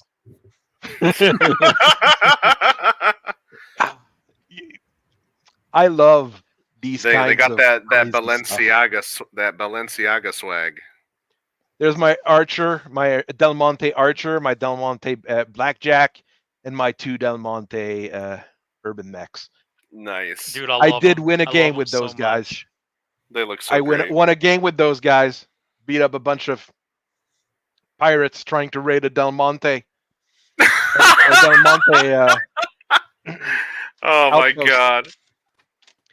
I mean, if you want to defend an urban environment or a factory, I mean, no, the Urban Mechs there's were worse terrible. things you can use than an urban mech. Oh, The never one with mind. the MRM10 didn't hit a single thing the entire game. The one with the Oh, AC10, the standard one with the AC10, I think he it once, then fell down the wall and blew up. Something like that. So Glorious. here's the two MVPs. That was a 2K, no, not 2K, a 5R, and this was the one with the 2 ER large lasers. No, the 2 PPCs. Sorry. Stop in the name of United Fruits. I do have a United Fruits star painted. It's a star of Battle Max painted in blue, yellows, and whites, like United Fruits and Del Monte. Because reasons. Why not? Exactly. For my for the Word of Blake, the funny thing, yeah, I've got a lot of characters written up for the Word of Blake because I actually have all 3 of their Primuses had their write-ups done already. So we have a continuation of what happened in this case. Sweet. Their first Primus being the presenter from Alphard from the Marian Hegemony. That ran off. And then things went down that way.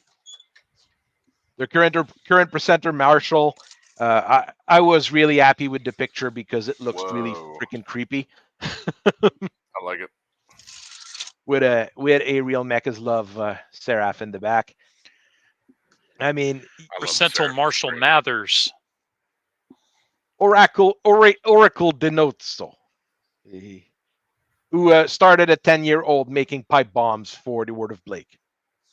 So he's been in the business for a while now that he's something like almost 100. Oh, and since the Word of Blake had Terra for a little while, he was trained by the IRA. Oh, shit. Speaking of Mathers, I have that "Don't Tread on Me" flag with Mathers on it with the knife hand instead of the snake. It's funny. It's pretty funny. So he got the job after the previous Precentor Marshal got executed by the Amaris family for being a douchebag. Damn. Things happen. They did my boy dirty like that? Damn. No, he deserved it. But the problem of the Word of Blake is that they're really, really, really overconfident.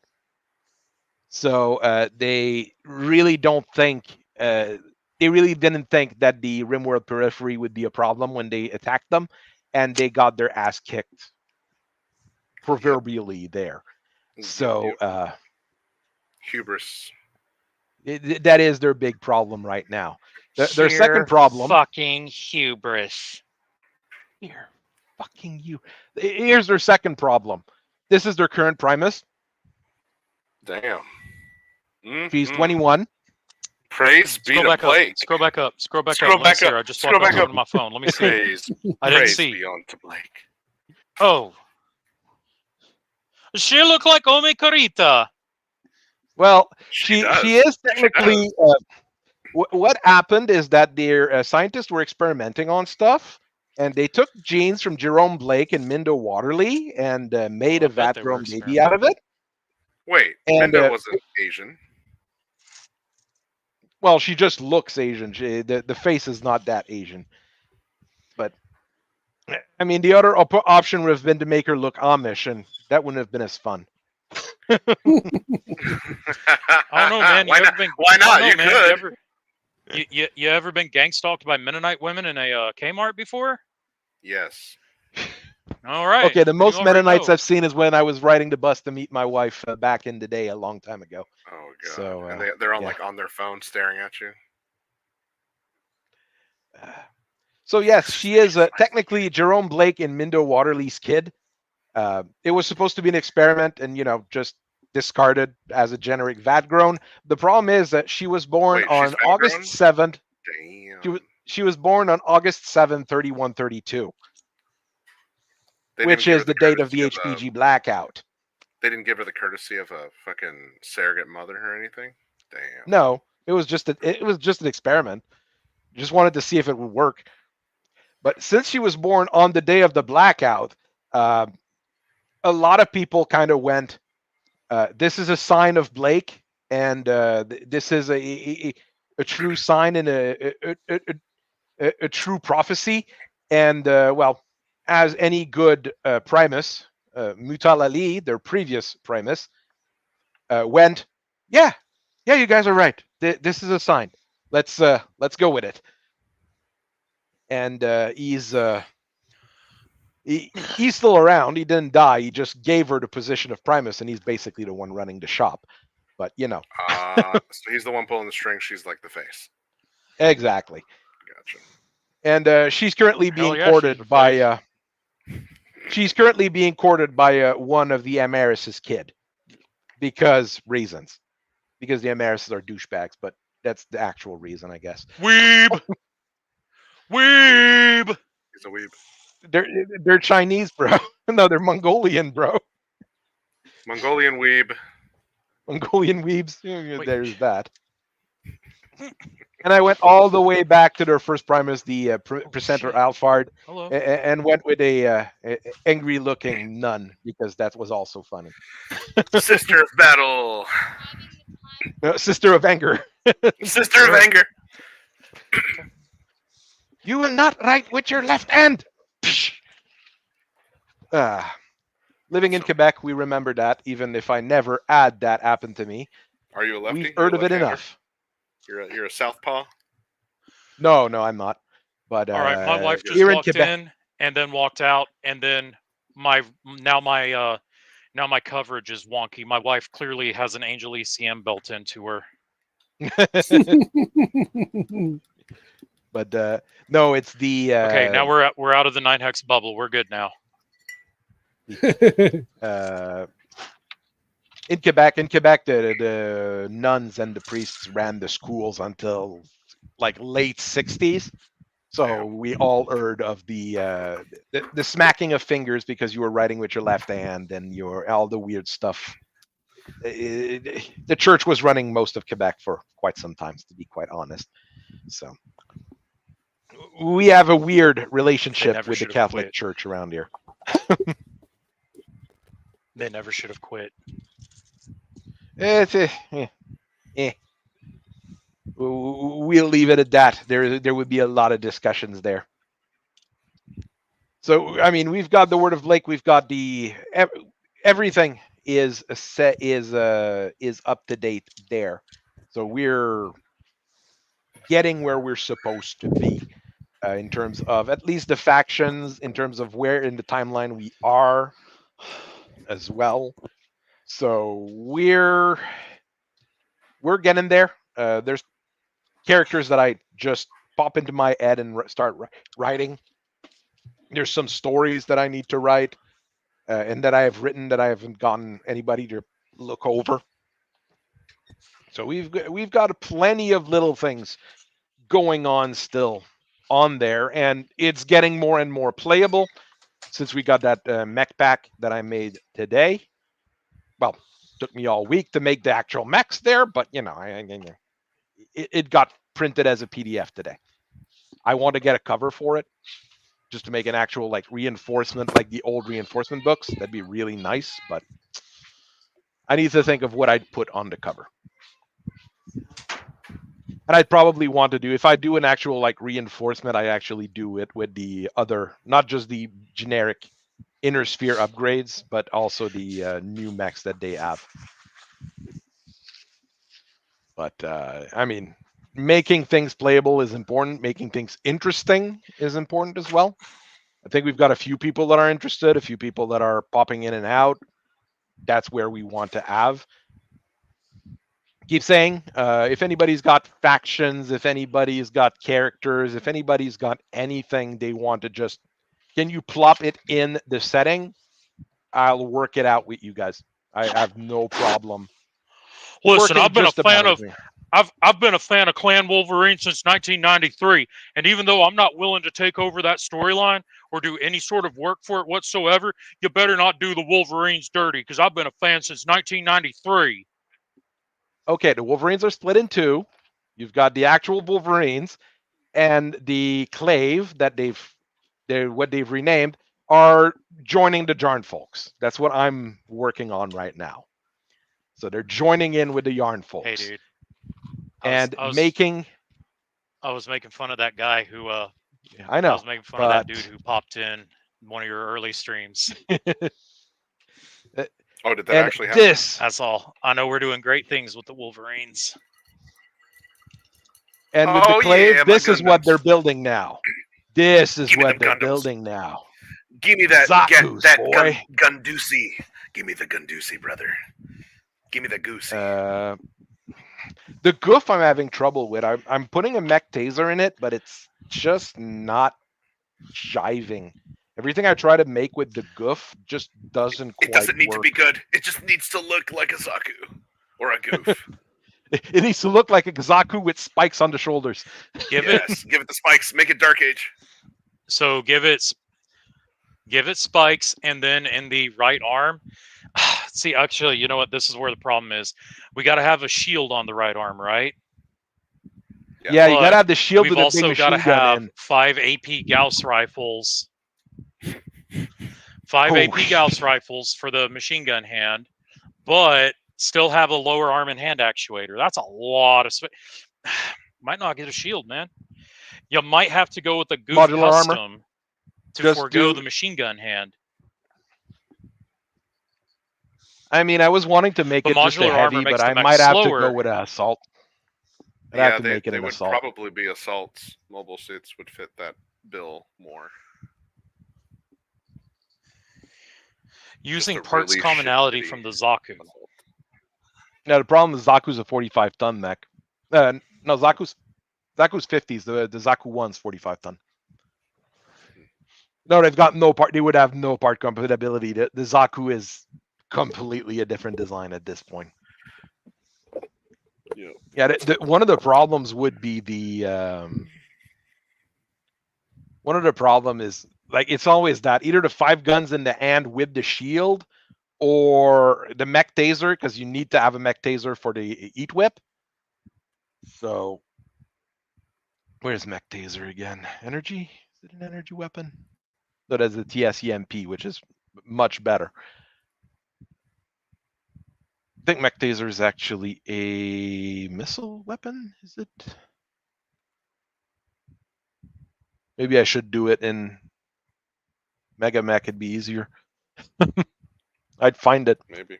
That's the problem. I really don't know. I would build the goof. It's too cool to just be like a slow assault mech with no real.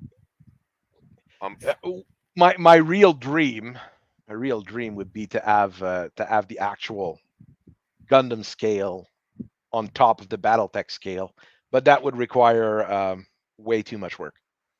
Yeah, I agree. Because to do that, actually, I had an idea. You add a crit area to each location, but the mechs are now 3 levels tall instead of 2 level tall. And then like a different class of mech altogether. Just like the protomechs are their own thing, this would be its own thing. Yep.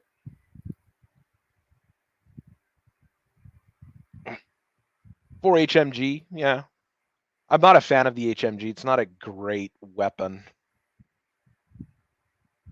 Not because it doesn't have enough range. I mean, machine guns already have shit range. This one's got terrible range.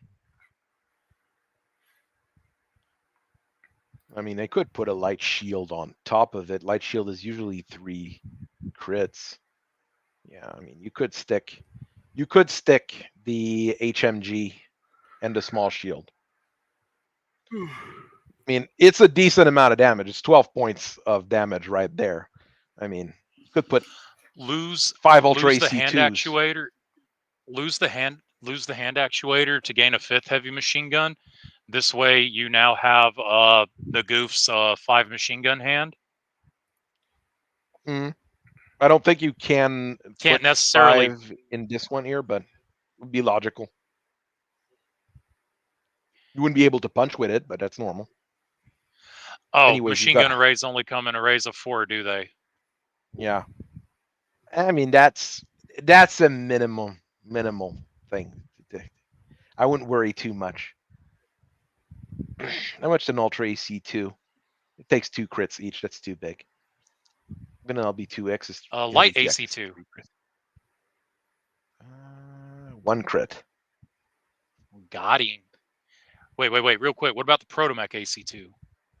Protomech AC2 is 2 crits. Protomech AC2 is lighter by half a ton, but it takes an extra crit. And it's got better range. I mean, a battery of 5 light autocannon 2s would represent the Goof's hand pretty good. I mean, 10. It's and 10 they can fire damage armor-piercing bullets. That is a thing you can do. Yeah. You would have very good range. Protomech AC2 saves. Protomech AC2 though just saves it. It's what's that? 3.5 tons. What's the light AC2? 4 tons. 4 tons. Protomech AC2 takes up 2 crits though. How to make a goof? I mean, you go See, with the this goof, is why I don't actually make mechs. custom. I mean, Yeah, it's harder to make mechs when you actually have the image in your head of what you want it to be. That's the truth right there. Yeah. Yeah. Because you're never gonna get a 1-for-1 exact copy of what the mobile suit does, or if you're copying from a different mech series, you're gonna get maybe an approximation, but not like exactly. I mean, the goof custom's a bit easier to do with the rotary AC2 and the small shield, and an Ultra AC2 underneath, actually.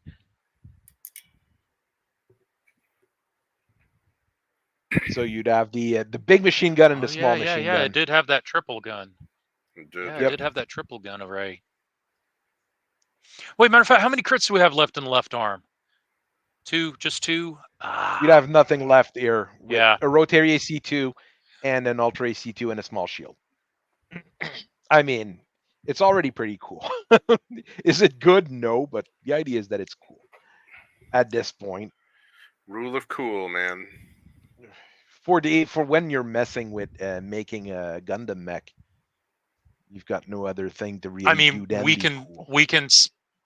we can spend our tonnage on mobility enhancement, and okay, battle mech taser works for the you heat need a rod. battle mech taser for the heat rod. Yes. And a sword or a vibroblade. Yep. Physical.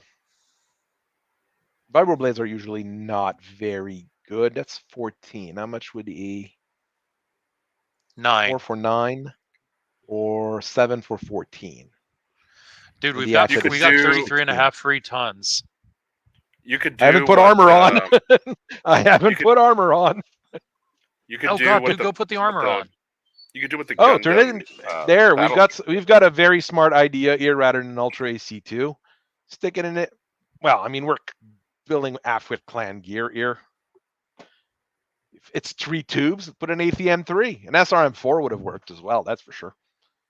You could have 2 different variants of it, one with one main armament. So in the Gundam Tactical Battle tabletop, there's 2 different goof customs. There's one that has the Gatling gun and the shield, and then the other one has the hand cannon and the sword. So you can have like 2 different variants of it that mirror a different outfit. I'll go with SRM4. I'll go. We could put an MML. You might have heard the sarcasm in my voice there. Yeah. Just a tiny bit of sarcasm in my voice. I mean, I'd go with an hatchet instead of a sword and just say, oh, it doesn't fit with the hatchet. Yeah. Well, it'll have to be a sword then. The sword doesn't fit either because the battle mech taser is too big. Well, that's annoying. You can't do 1 for 1 as we keep saying, but Right.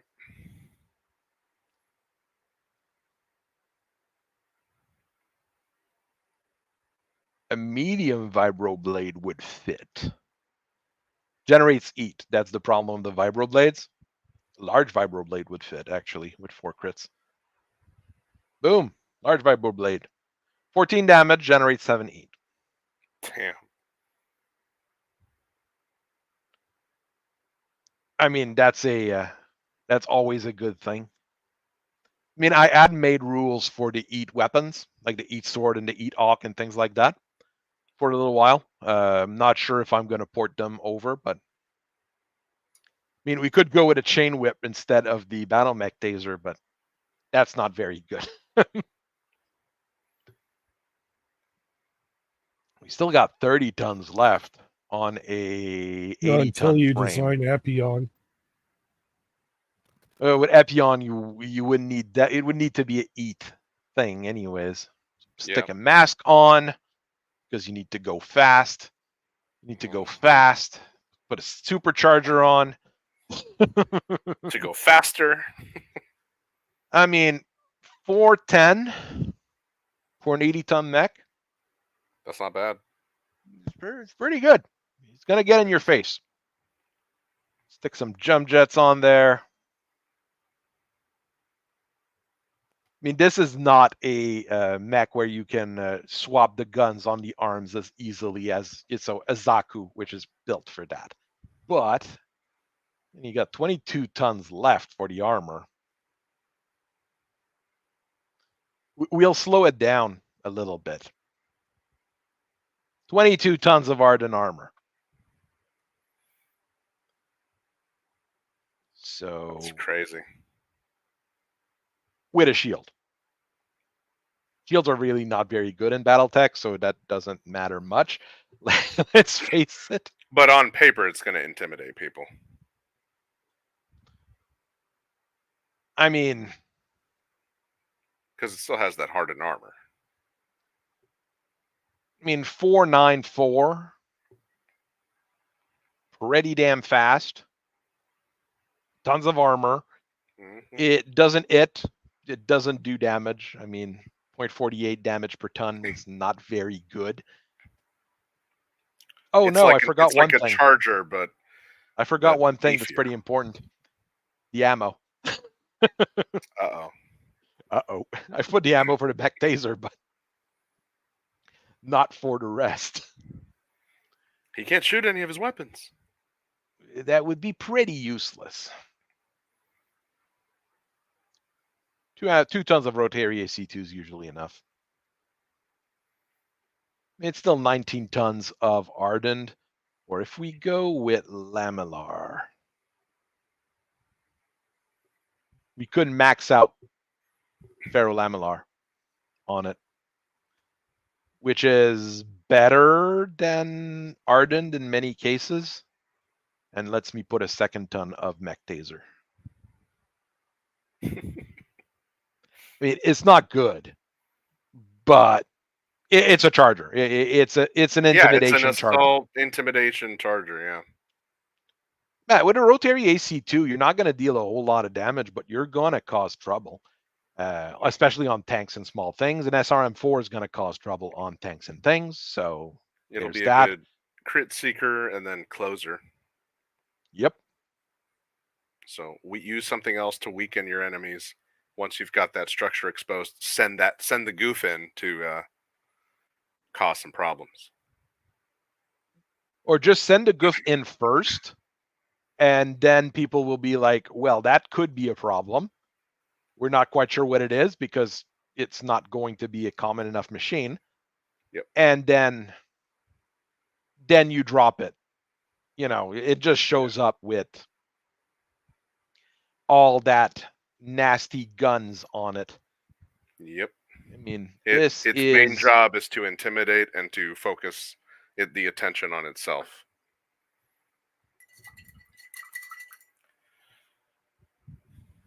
There's the hack guy.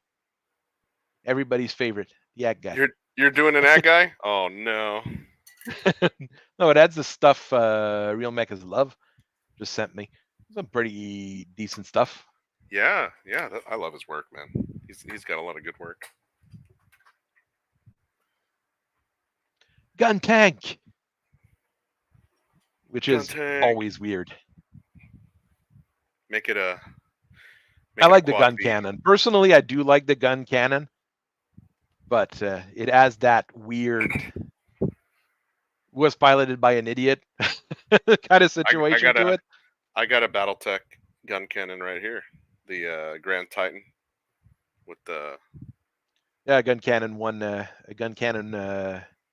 mass produced with the one gun on the side, or the gym cannon, or whatever they decide to call it that week. Yep, that's the which one? The Grand Titan X or something?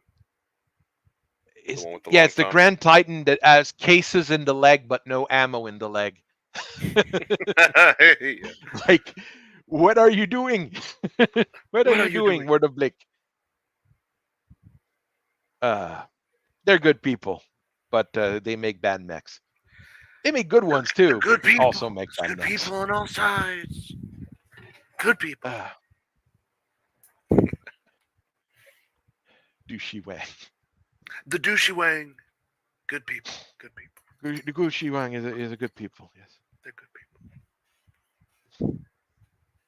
I mean, weapons-wise, it's... Oh, the weapons have all disappeared because it's changed from primitive to modern. Ugh. It'd be an hard one to reassign. I've redone a few warships because I needed to for my own idea. The SX Block 3 and the Stefan Amaris Battle Cruiser Mark II.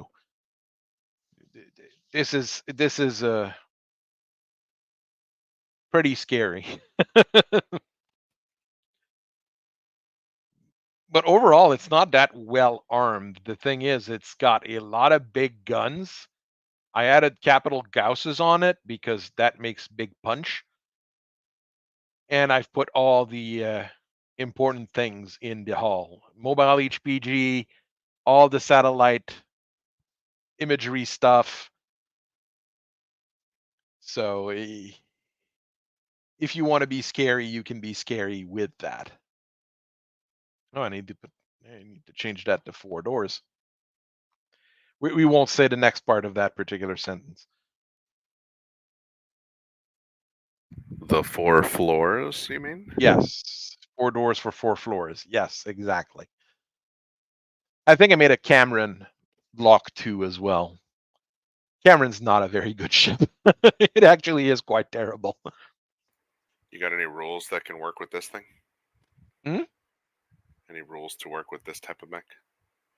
That's Armored Core? Yeah. It's the Aaliyah.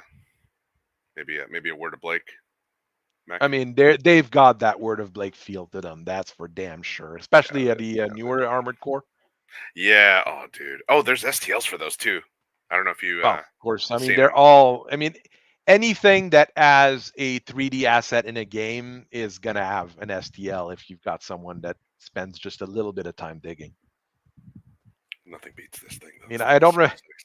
I haven't played the late. Well, I've played the latest Armored Core. I beat two of the storylines. I didn't beat the third one. You gotta get the third one. And I stopped playing, and now they've done like 6 million different updates, so my builds probably wouldn't work. You know, the classic build of it was 2 shotguns and 2 grenade launchers. Oh, yeah. That worked. That lets you go through almost the entire game, except the last few bosses where I went with the handheld missile launchers and the shoulder-mounted missile launchers, and I just flew around in circle, pressing all 4 triggers whenever the missiles were ready. And the quad leg with the infinite boost. No. I was always using Chicken Walker because I like to do the jump without using your booster that they give, and some of the best Chicken Walker legs you can just jump like super far with them. So it was very good because once you run out of power, well, you could still jump. That's why I liked them. It was quite defensive. But everybody's got different strategies in Armored Core. That's what I really like about Armored Core. Everybody's different, and they're all pretty cool. A Elite from Halo, is that right? Or is that something else? No, this is from Ark Survival Evolved. It's the mech that you can build. Ark is a game I never could get into, so I wouldn't have been able to tell. It's an I didn't think game. it really had that feel of Elite from Halo, though. It's the sword. It's the sword that's very different. Yeah. It's like their battle mech that they have. There's like 3 variants. Why would you have a battle mech when you can ride a T-Rex with laser cannon strapped to the side? Because this thing is like super OP. It just kills everything. No. You're on a T-Rex with laser cannons on their sides. I mean, why would you do anything else? In Battletech, there is beast-mounted infantry. Yeah, well, you can scale that up. In my write-up for the Battle of Yorii that I'm doing right now for Vengeance, dinos, tiger raptors, which are basically dinosaurs, are a big problem on Yorii, and it's in the lore that there's a big problem with them on Yorii. So I'm integrating it in it, and one of the battles, what happens is Clan Wolf sends a squad in a jungle/forest. They start a fire, and it just flushes out all the dinos into the Hellshorses camp. So the Hellshorses are like confused. They don't know what they're doing. There's some elementals that get stomped on and die, and the Clan Wolf just takes advantage of that to win the battle. So big dinosaur thing just. Oh no! The thing is, dinosaurs wouldn't normally not be able to beat up on battle mechs. But the problem is, I mean, if it's a thing if they're not to scale, if those two things were to scale. Yeah, these are 6 mil scales. Both. I mean, it wouldn't be able to kill a battle mech because the battle mech's got a PPC in its hand right now, right? So unless that thing's got plates on the skin, I mean, that's an alien from an alien monster from Aliens, so it's a bit different. Yeah, something like that. Yeah. Yeah. So it's a bit different, but alien. Yeah, but I mean, if you were looking at a regular like dinosaur or something like that, you'd be able to blow it up with your PPC. Oh, yeah. But the thing is, when there's a whole bunch of them, you're unready to fight them, and there's a cluster walking down the hill on the other side from the other side, you're gonna be in trouble anyways. Yeah, if you get overwhelmed, there's no amount of force that you can throw down if they're like, it's like their home planet and there's like millions of them. Well, in the write-up, I've basically done a few different things here. Like the Clan Wolf has access to mesh nets that are electrified around their camps and things like that, which the Hellswords don't have. So they're better protected against the big flying lizards and all that stuff. So, I mean, I'm trying to integrate, like, Clan Wolf is winning, but that's because they're actually trying, not just because they're Clan Wolf. which is a complaint we often get about Clan Wolf. Yeah, man, they're the main characters. They never lose. They've lost plenty in the Dark Age and right before the Dark Age, so let's not go there too much. The only people who never lose are Aus Liao. They lost once. They lost once. And they never lost ever since. Which is quite frustrating to me, at least. All right, I'm going to end the stream there. We're going to have more stuff probably in 2 weeks. I mean, I think it's going to be a fairly regular thing, try to do this every 2 weeks. I'm not quite sure if I'm doing anything extra this week. It really depends on work. Work, like I said earlier in the stream, is rough in the start of the return from summer season. So I have to be a little bit more careful with what I do at work and around work, even though I work from home. So I'll see what I'm able to do. I've already got I can close out of this. I mean, I already got the post ready for it for the spider crab. I just need to be able to record the video for it, and I didn't have time last week to record a video. They were doing construction in my street, so I had to go do a bunch of errands on foot rather than by car. That slowed me down quite a bit. That's the pea crab / spider crab. I don't know which one is going to stick as the name. The small scout from the Union. Is it like the size of the baboon mech, the little tiny baboon?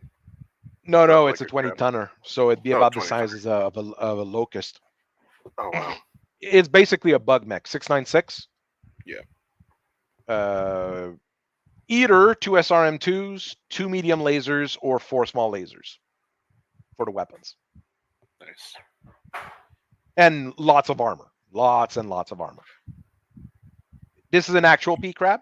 The size of a pea crab. They're tiny. They're really tiny. Oh my god. And this is a spider crab. Those are scary. That's the difference. Yeah.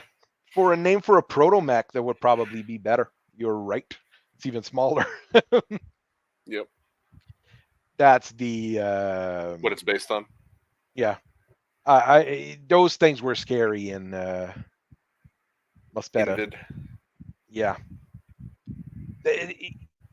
It's sad that Macross, the Macross saga and that part of Robotech is the best known one, because Muspeta, the last part, is also really, really good. I'm kind of sad about that.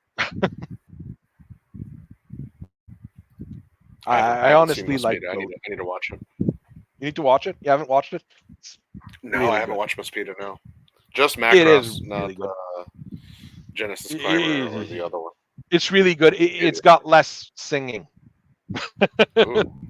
Okay. It's more of a bit of a Mad Max kind of thing. I mean, they're survivors on Earth trying to fight off the aliens. But the thing is, the aliens don't really give a damn about humanity. All they want is to grow their plants and use us as a farm for their plants. So the insects, the invids and imbids don't really care about humanity. I mean, we're just in the way. We're the bugs to them. Yeah, basically. Yeah. In Robotech, those things were kind of piloted. They kind of add an alien in it. In actual Muspeta, they were basically biological armors. So it was a little bit different.